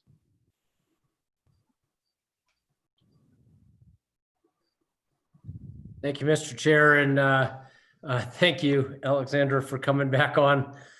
The question really was about the notion that the increase in short-term rentals is causing problems in that it's reducing the amount of long-term housing availability, which seemed intuitive, and you and I had a short conversation about that. And I guess I was surprised to hear that it really wasn't as big a impact as perhaps one might imagine, and wondering if you could elaborate on that a little bit. Certainly, Mr. Chair, Commissioner Hogan, I think the research, this is a relatively new phenomenon, so we don't have years of studies on this, but the research has shown in other communities that there's a certain tipping point where the number of short-term rentals really impacts a market. We're probably not at that tipping point in Santa Fe. Certain neighborhoods certainly have a higher share of short-term rentals, but chances are those neighborhoods are neighborhoods which weren't offering a lot of affordability to begin with, because they're in the historic parts of town or higher end homes, that kind of thing. Certainly anytime you're constricting supply, you're going to affect affordability, but I would imagine that it's probably on the home purchase side where the initial purchase of those homes was creating more of an impact on raising values in the market versus using the home as a short-term rental or a vacation home, more of an effect than it does affecting the affordability of rent or the inventory of rental units. Great. All right. Thank you, Alex, for coming back. Alex. Commissioner Clow. I have a couple of questions. So on page 5, let's see, BII, short-term rental units located in a development containing resort facilities approved pursuant to blah, blah, blah. So that has been deleted. Is that that was an exception to the requirement to have a permit for a short-term rental? Is that correct? It was previously a requirement. It was previously an exception for a permit, a requirement for a permit. So on page 5. I'm with you. Thank you, Commissioner Cloud, for the question. The existing ordinance has two categories. So there's the permit category and the registration category. And currently, the registration category is any short-term rental that's on non-residentially zoned property. Residentially zoned property is a whole list of zoning districts as defined in the definitions, and it's mostly the residentials. And so the two categories that were subject to the permit category were non-residentially zoned property, including the BCD commercial districts, but also those the resort developments containing resort facilities.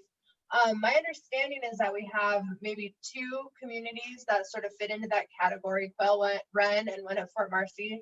And those were sort of pre-existing resort communities that I think came into the city through annexation with pre-existing special use permits for the county, and were kind of built more on a business model of having that type of resort community.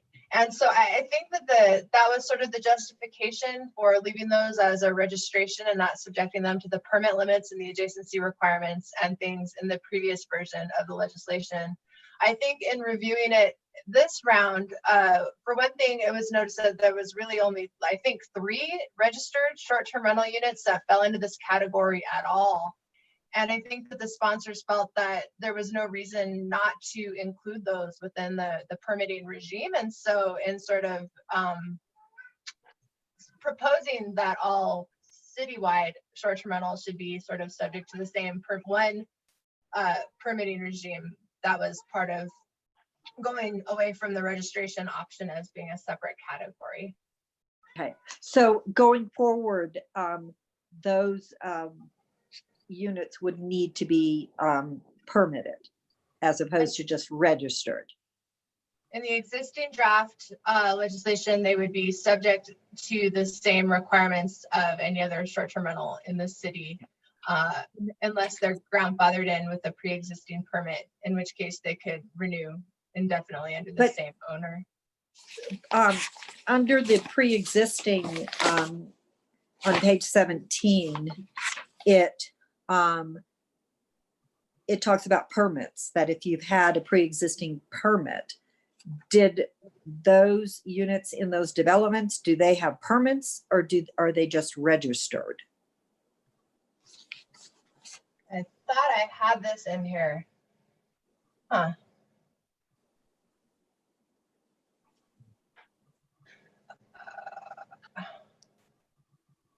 There's something weird going on with this draft. I definitely included that. I think you can see at the top, you pointed out a definite drafting error. At the very top of page 17, see how it says existing short-term rental. Oh, it says registration. registrations. Right. Yeah. Mhm. So it should be short-term rental permits and registrations held at the time the ordinance amended. That's correct. And I really thought that the version that we had here included that. But it may be that at the last minute in this amendment that I left that out, and that was not intentional. The intent was definitely to convert those. Okay, so that would have to be done. And then my comment is, do we really have to address this tonight with a vote? Because this is really complicated. And I mean, I would just be more comfortable our comments being noted and maybe having it come back after there's more comments and, a more, always in a document like this, there's going to be, issues or drafting errors or complications or things maybe conflicting with other things. And it just seems to me that it's a little too quick for me to be saying I'm okay with it or I'm not okay with it. So I'm just wondering how other people think about that. I mean, I'd be more comfortable just saying, it's good. It's good exploring it. We've had a good number of comments, and can other people explore it? And can we listen to more public opinion and then come back? And I know there's a tight timeline on it, but I'd like to come back at a later point after it's been really fine-tuned and we have more comments to sort of say, yay or nay. Commissioner Clow, I share your point of view. I'd like to come back to that after we see if we can just wrap up the commissioner's comments shortly. So Commissioner Hogan. Thank you, Chair. I just had one point regarding the BCD. I can appreciate Director Isaacson's responsibilities for looking after and administrating this kind of an ordinance, but so I can understand the reason for wanting to remove the unique aspects of it, but I think the BCD is actually very unique, given the, the part of town, the income, the area, the amount of tourist attractions, the percentage of turnover. So my 2 cents on that would be, it really does need to be treated like a separate beast and split out a little bit. So I just wanted to make sure that was clear. Thank you, Vice Chair Hogan. I definitely think that is that is probably the most consistent feedback we've received from the public, both this evening and over the course of the past week. And I think that this is certainly an area of the current proposal that as I said earlier, may warrant some further consideration. Commissioner Satania. I was going to see if the chair would entertain a motion, but along the same lines of what Commissioner Clow has pointed out, in that there's a lot of details here, and that maybe we can actually see this again. Let me just hear what Commissioner Faulkner has in mind, and then we might be, we're getting close, very close. Commissioner Faulkner. Yeah, I agree with Commissioner Hogan, and I cannot step away from the 75-foot radius being the only solution for every part of town. And so I wouldn't be comfortable voting on this without trying to amend that in some way. I have some thoughts on, I'm trying to be helpful with staff and offer solutions, not just criticisms. But to me, I don't understand why we don't apply the 75 radius thing to the part of town where there's a problem.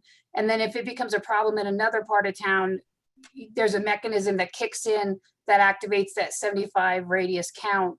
But I'm with Commissioner Clow too. I think there's a lot of meat in this, and I would support, I don't want to say tabling it. I guess technically we would have to, right, Chair or Well, Sally? I'll ask Ms. Pius, but I think we're going, if we head in that direction, it would be to postpone to a date certain down the road. Is that right, Sally? Thank you, Chair Hyatt, commissioners. I think that to the extent you're able to provide input at a minimum tonight, I think that's helpful. Sort of discrete comments about your concerns and areas where you think further exploration is warranted. I think that there's a possibility that this might be amended as it goes through the committee process, and perhaps we would bring you back something in a month with a few changes in it, which might allow you to make a more positive recommendation, or maybe a less complicated one, which could be good.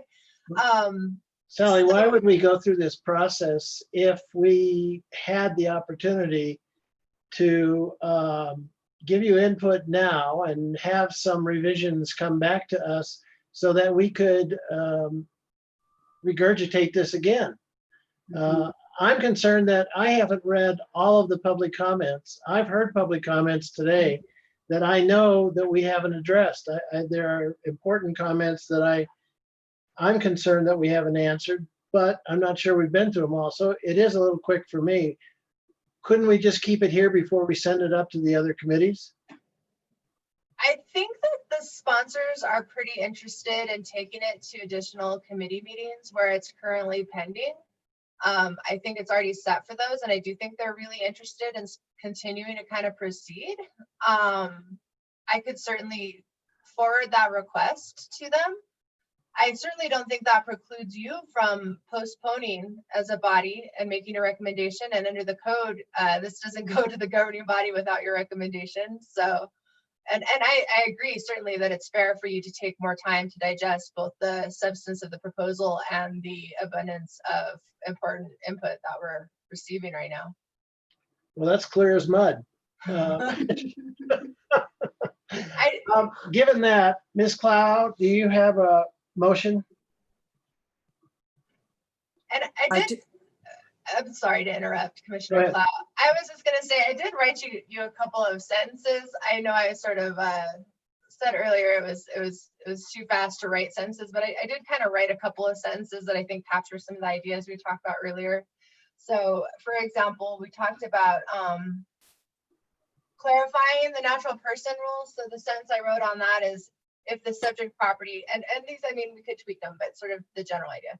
If the subject property is owned by an organization or a legal or business entity, the permit must be held in the name of a person with legal authority to act on behalf of that organization or entity. So to clarify that the property can certainly be held by a business entity or legal entity. And then similarly, in terms of the transfer, this doesn't address what we talked about with Commissioner Satenia in terms of a more of a family transfer, but in terms of transferring into an entity, the subparagraph does not preclude a permit holder from transferring ownership of the subject property into ownership by an organization or a legal or business entity, provided, however, that the permit holder must have legal authority to act on behalf of the organization or entity that owns the property.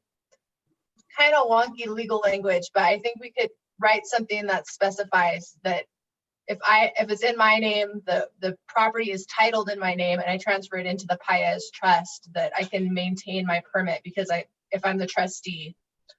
So except that I think it really applies to if there's a real transfer to a different entity, a different person. I mean, a real legitimate transfer, and that could apply, upon death if it's if it's gifted to a trust. If a person dies and it's, goes through an estate, that's a legitimate transfer that requires a new deed and taxes paid, and it's a legit, and gift taxes paid. So it's a legitimate transfer. And so I think those are the issues that need to be looked at. I mean, I think if it's transferred to an entity owned by 100% by the original owner, then that's not really a transfer. But if it's being legally transferred to, a different owner, and it's either a gift where there's gift tax due, or or gift tax return due, or if it's transferred to a different entity, then that's a transfer. But then I think, given what Dominic is talking about, is there some kind of an exception there? Should family members be able to gift to their children, and the children's be able to have the permit? So those are issues that I think need to be looked at a little bit more. But I think they're two separate issues. Agreed. One is, what kind of transfer are we talking about? I think, it's a legitimate transfer where there is a new owner. And then do we want to have exceptions to a transfer that would allow the permit to be transferred? So those are two issues, I think, that need to be addressed. With your background, I would hope maybe you might write us something, Commissioner Cloud. You want to send me some proposed language with our policy options on that one. Ms. Paez, we lawyers never use the word wonky. We never use that wonky. It's not wonky language. Before we back to Ms. Cloud, before we go back, Mr. Burke.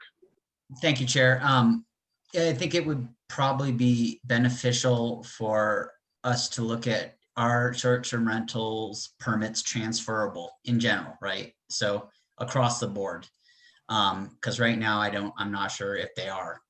That might be something that we look back at. But also, I just want to.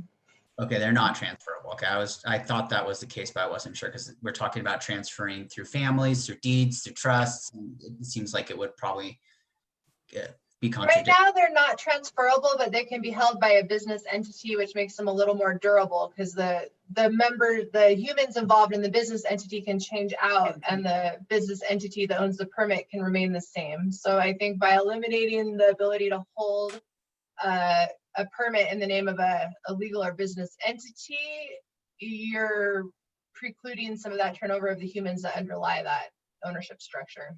Okay. But and I then- think, but and I then- think clearly, you know, a lot of people do revocable trust and they do them because they don't want to probate. Because if you probate it, you waste all kinds of money.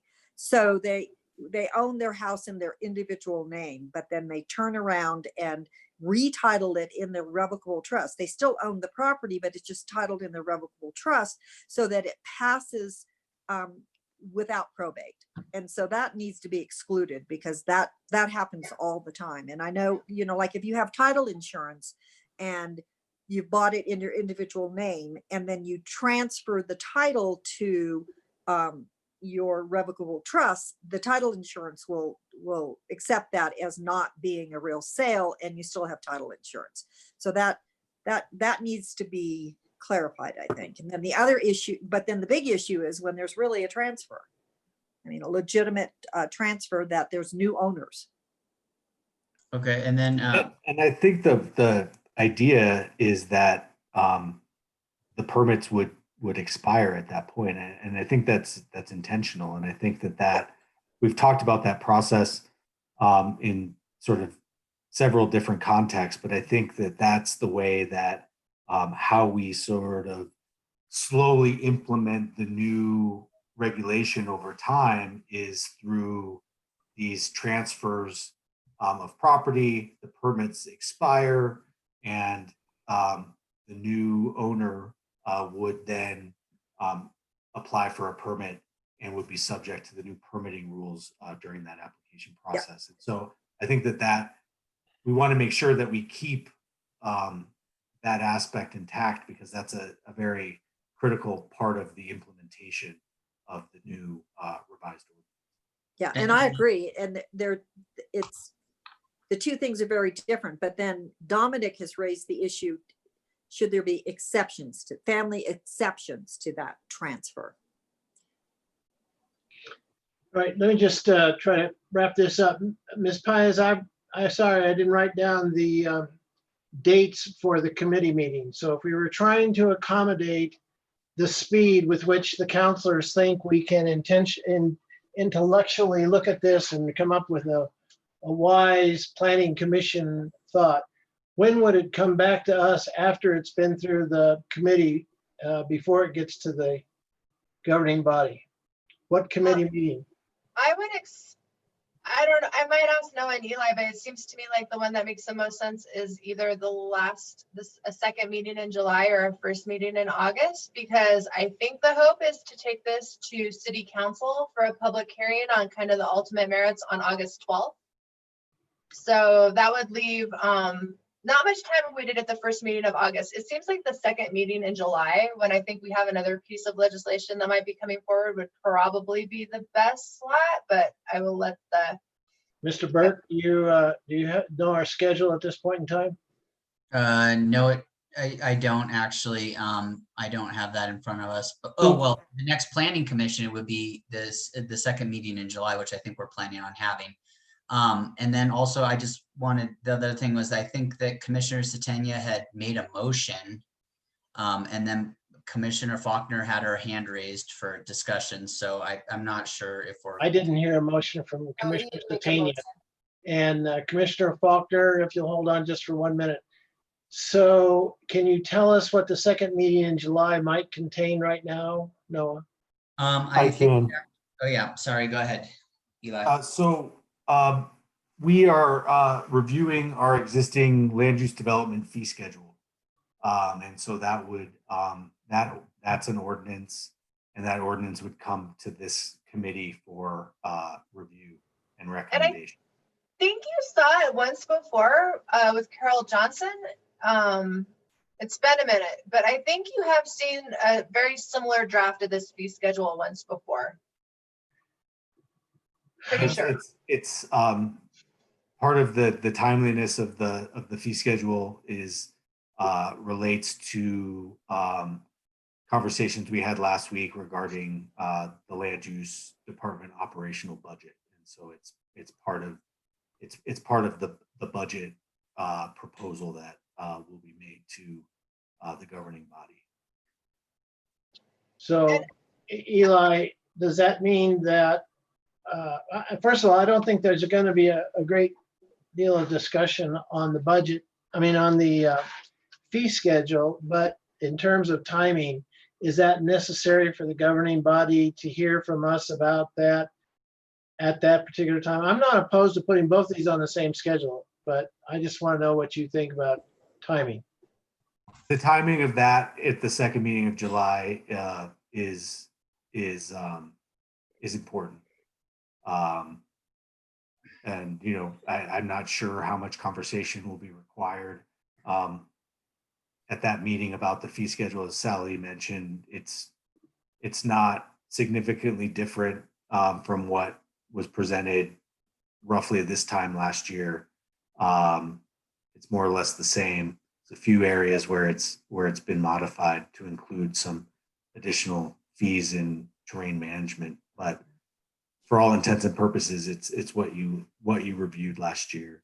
All right, Ms. Paez, if we got the draft ordinance on short-term rentals back before the second meeting in July, and it came to a meeting and same date as the fees, I would not propose that we would have public hearings. Is that acceptable, do you think, under these circumstances?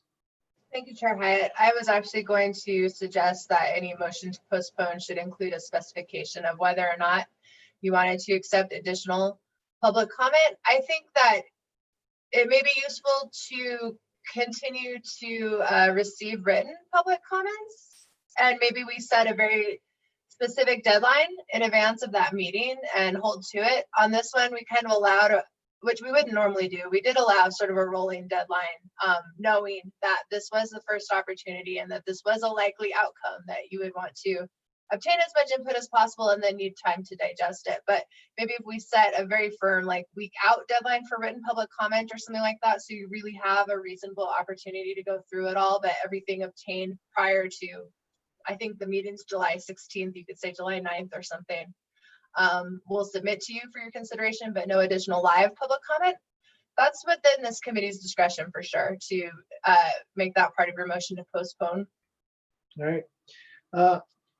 Commissioner Cloud, do you have a motion? I do. I move that we postpone a decision on the recommendation on this ordinance until the second meeting in July.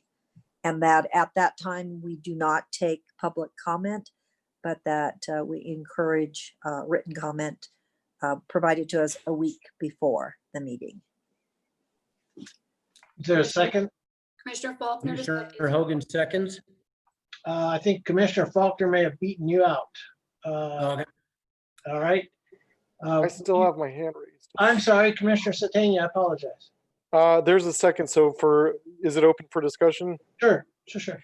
I just wanted to be clear. You know, while I'm suggesting that their exceptions be taken into consideration for family pass-through entities, my understanding as it stands now with the proposed amendments is that there are already exceptions that are being made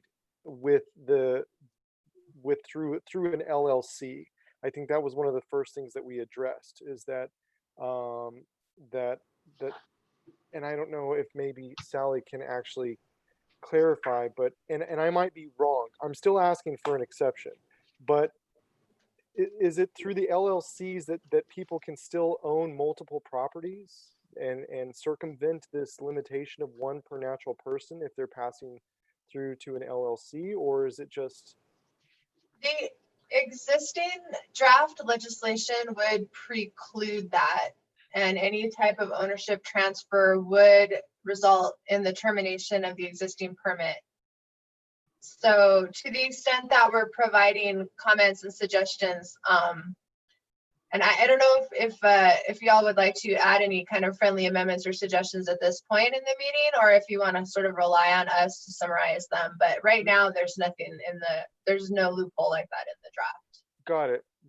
That clarifies for me, so I appreciate that. I'm obviously still in favor for their exceptions being made, so I'll just leave it at that and leave it to staff to make their. And also, Sally, if this motion is successful, that doesn't preclude any of the commissioners from contacting you or staff and giving some more feedback.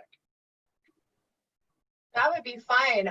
We're happy to receive feedback and to forward it on to the sponsors. And I think they're actively considering all of this input right now too, and thinking about whether they'd like to propose amendments before something's published at governing body. So.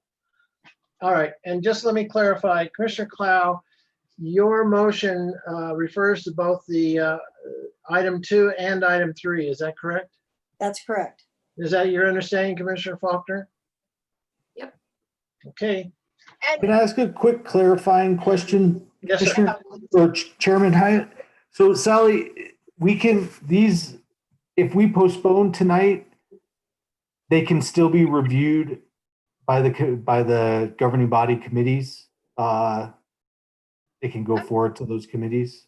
I'm not aware of any legal limitation in it proceeding through other committees. What the code says is that there must be a recommendation from the planning commission.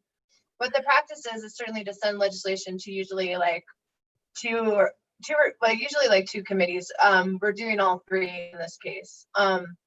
I think if you'd like to include in your recommendation a request that perhaps it be held back from the remaining committees at this time, but I do think there's definitely some desire to kind of keep some momentum and continue discussing this in other venues and continue to sort of digest all of this. So that's why we're kind of recommending keeping it on schedule with other committees. Because I think that was sort of, that approach was important to this, to our using the committees and the public hearings as our public participation and opportunities for public input. And so I wouldn't want to stop that momentum from having the committees have the opportunity to also have the type of conversation and dialogue that we had tonight at the committee level. So that's just one of the concerns I have, and I hope that if we do recommend to postpone here this evening, that process can still continue forward with quality of life, public works, and finance. That's certainly my intent. All right. I'm sorry, is your hand raised? Commissioner Faulkner. Yeah, so can we postpone, but include a singular, like the recommendation that we request that the chairs of those other committees, like we highly recommend that they allow for public comment. I know technically they don't have to. They probably are going to anyway, but just in abundance of overkill to make sure the public has a strong chance of having as many opportunities to participate as possible.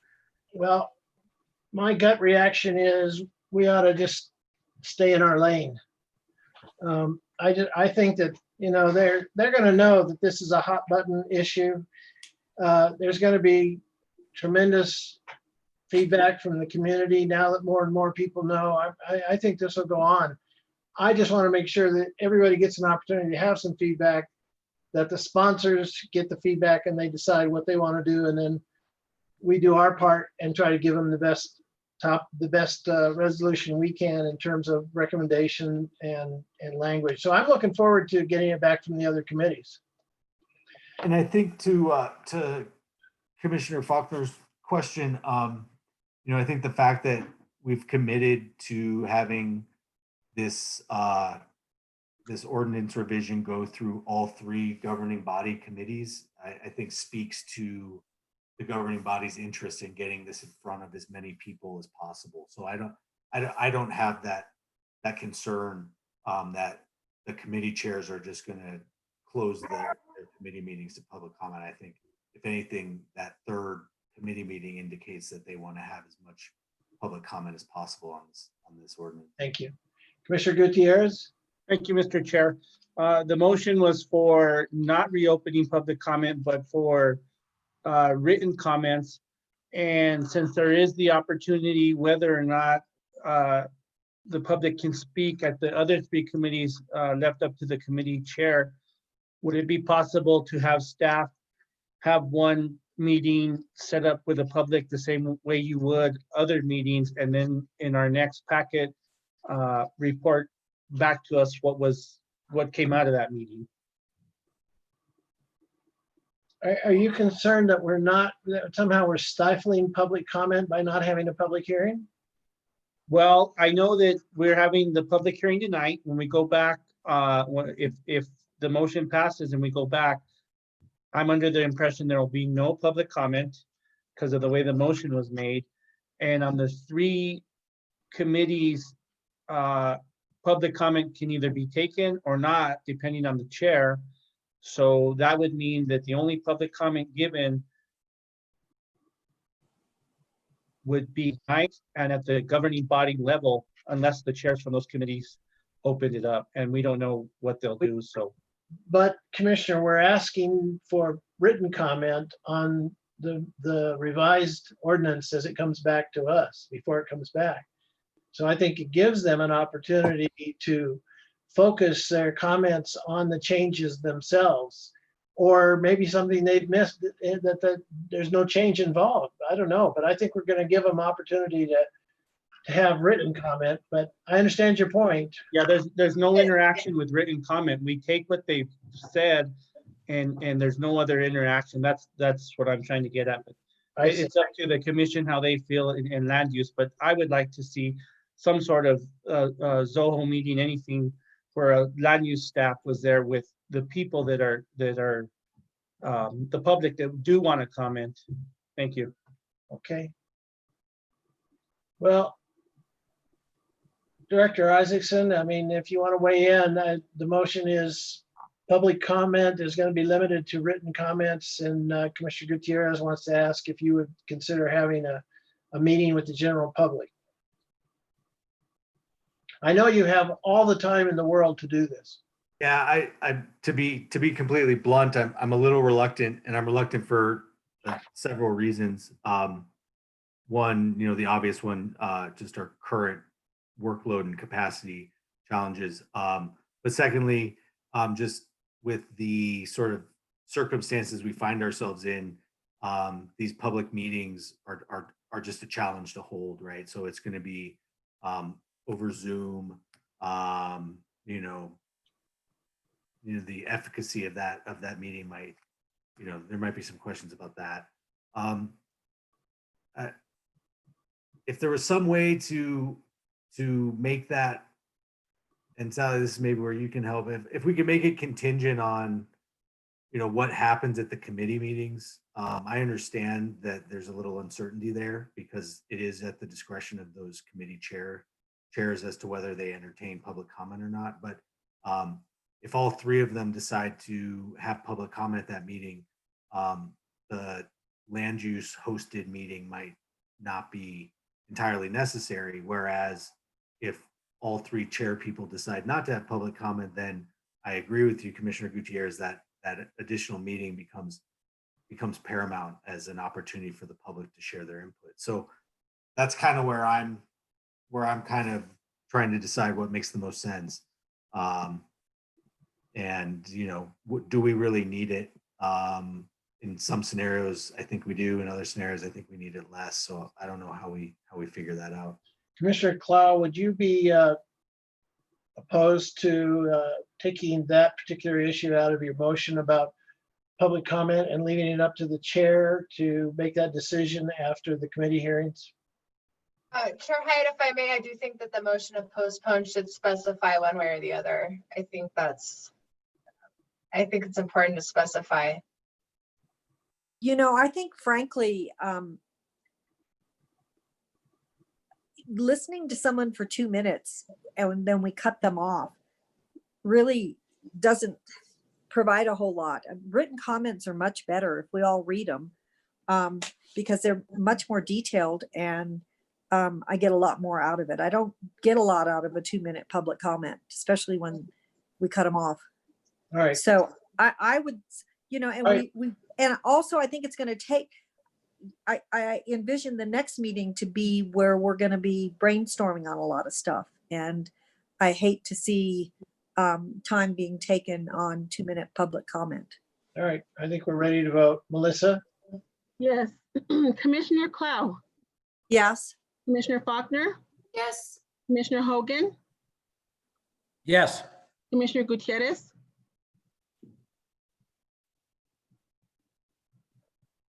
Yes. Commissioner Lawrence, Yes. Commissioner Satenia. Yes. The motion has been approved. All right, the two ordinances are postponed to our second meeting in July, and I will stay in close contact with Director Erickson to find out what's going on in the other committees. And to everybody that stayed with us as an attendee and people that testified, we're very grateful.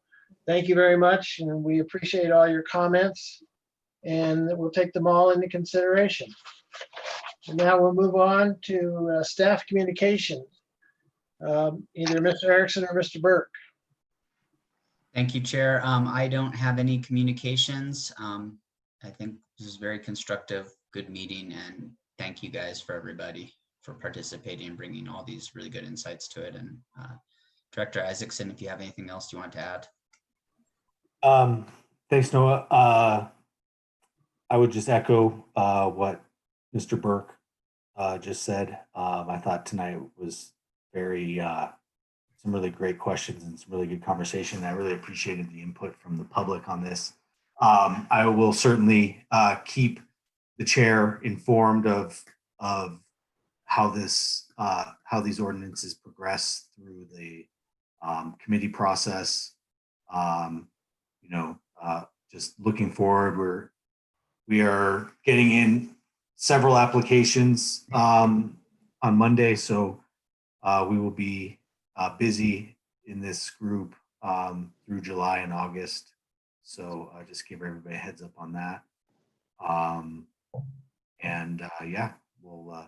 And I want to just add that I'll take it upon myself to work with Director Isaacson to communicate sort of a lot of the suggestions that came out of this, even though the formal motion to postpone didn't really include a bullet point list of areas that may warrant further consideration. I did take a lot of notes of the discussion tonight. And so everything that the commissioners said that indicated areas where either you thought, well, proposed revisions should be considered potentially to the ordinance. I'm going to try to find a way to capture that, and we'll communicate that in some sort of action statement. And maybe if you like, Chair Hyatt, we can run that past you before kind of sending that on to the committees, or if you want to just delegate that to us. But I think it's important to kind of communicate the highlights of the discussion. I definitely like to see them. Thank you. Okay. Sally, would it help if we could do a little, like, just quick synopsis in writing for you guys of what our issues were? Does that help, or you just want to do it yourself? If you want to do that, or if you want to, the other thing I could do is I could circulate that to the full commission, and you could reply directly to me rather than reply all to avoid a rolling quorum. But you could reply directly to me with any comments that are specific to your thoughts, or if there's anything you want to add that I've missed. I think that's great, Sally. That's Is a that good all right? idea. Yeah. Okay. I think it's important because y'all raised some really good points, and I do want to communicate that to the council committee so that they know sort of the areas that you wanted to highlight. And I think there's also some areas where the questions were sort of data-based questions, not database, but data-based questions. And so if you want to get those to me sooner than later, I can work with my team in land use to try to get us the numbers so that we can have those available to us at the next meeting. I always find that having the data in front of you helps make some of these decisions. Commissioner Faulkner, I can show you some of the maps that we generated on the radius analysis. That might help you visualize what we're talking a little bit better. I think if you saw it on paper, I think it would make a little bit more sense. It's one of those things that's difficult to describe. Pictures worth 1,000 words. So we can definitely start to share some of that information ahead of that meeting. If I think that's okay, right, Sally? At least put it in the packet for that meeting. And that way you guys can have some better information at your fingertips for making some decisions. Thank you. Yeah, as long as there's not a quorum of you discussing public business outside of a noticed public meeting, it's fine for you to work with land use staff to obtain any of the underlying data we can provide, for sure. All right. For the 35th time, Ms. Paya says, don't meet in more than one person, okay? All right. Certainly not more than like 3. 3, don't even say that. We'll Wait, get how it many of queued you is up. a quorum? You need 5 for a quorum, so. Right. Matters from the commission. Commissioners, I received a communication from a person about the land use budget issue. I'll pass that on to the staff to be circulated to everybody. That I think I'm the only one that got it. And it was definitely in support of the land use staff as we go through the crisis. And then, and Commissioner Faulkner has drafted a letter and I wasn't able to open it, so we're gonna postpone that until the next meeting. And I'll have, that's the letter to the commission, the governing body that we talked about. And I don't have anything else. Anybody else? Commissioner Gutierrez. Thank you, Mr. Chair. Staff, thank you for working on this. I just want to put it out there. I'm not a big fan of loading down the inbox at the 12th hour. I don't think it's fair to us or to the public. I know you guys are trying to get it out, but the attention to those emails that were sent out today wasn't my full attention. So if you're gonna put a deadline, please stick to it so we can have the ability to process this. Thank you. Commissioner Faulkner. I was just gonna ask, a letter from the commission to, like, it's not a formal recommendation, is it? I mean, do we have to postpone it or can we circulate it? And if the commissioners don't have anything they need to add, don't you have the discretion as the chair to forward the letter? Is that? I think it has to come before the commission in an open meeting. If we're gonna send it up to the governing body, I think it's got to, that's my feeling. Sally, do you have a different opinion? Hello, Sally. I think she shook her head no. Chair Hyatt, I agree with your assessment. Oh, thank God. Sorry. Oh, I've been thank unmuted so much. All right, 2 lawyers that agree. I can't believe that. Okay. Anybody else? I don't see any hands raised. Oh, Commissioner Sedania. I think I heard a cat. A cat? That was probably mine, Dominic. Oh, I thought it was Sally's. All right. No, I was muted, although I forgot I was muted. Mine might be in here making noise somewhere. I just wanted to make a point about the cats. That's all. I'm done. Mine was very loudly meowing for a few minutes while I was trying to speak, so that was probably on me. Okay. And my dog barked, so I apologize about that. Yeah, my wife cussed me out, so that's all right. Okay. All right, so without any further business, I would entertain a motion to adjourn. So moved. That was Commissioner Satania. Who seconded? Faulkner. Okay, roll call, please. Melissa. Hello. I would note that under the Roberts rules, if we've completed the agenda, you don't actually have to do a motion to Oh, adjourn. thank God. Why don't you tell us that before? I don't want to break your stride, but I think poor Melissa has done a lot tonight. All right, we're She adjourned. told you that last time. She did. Well, where was I? Maybe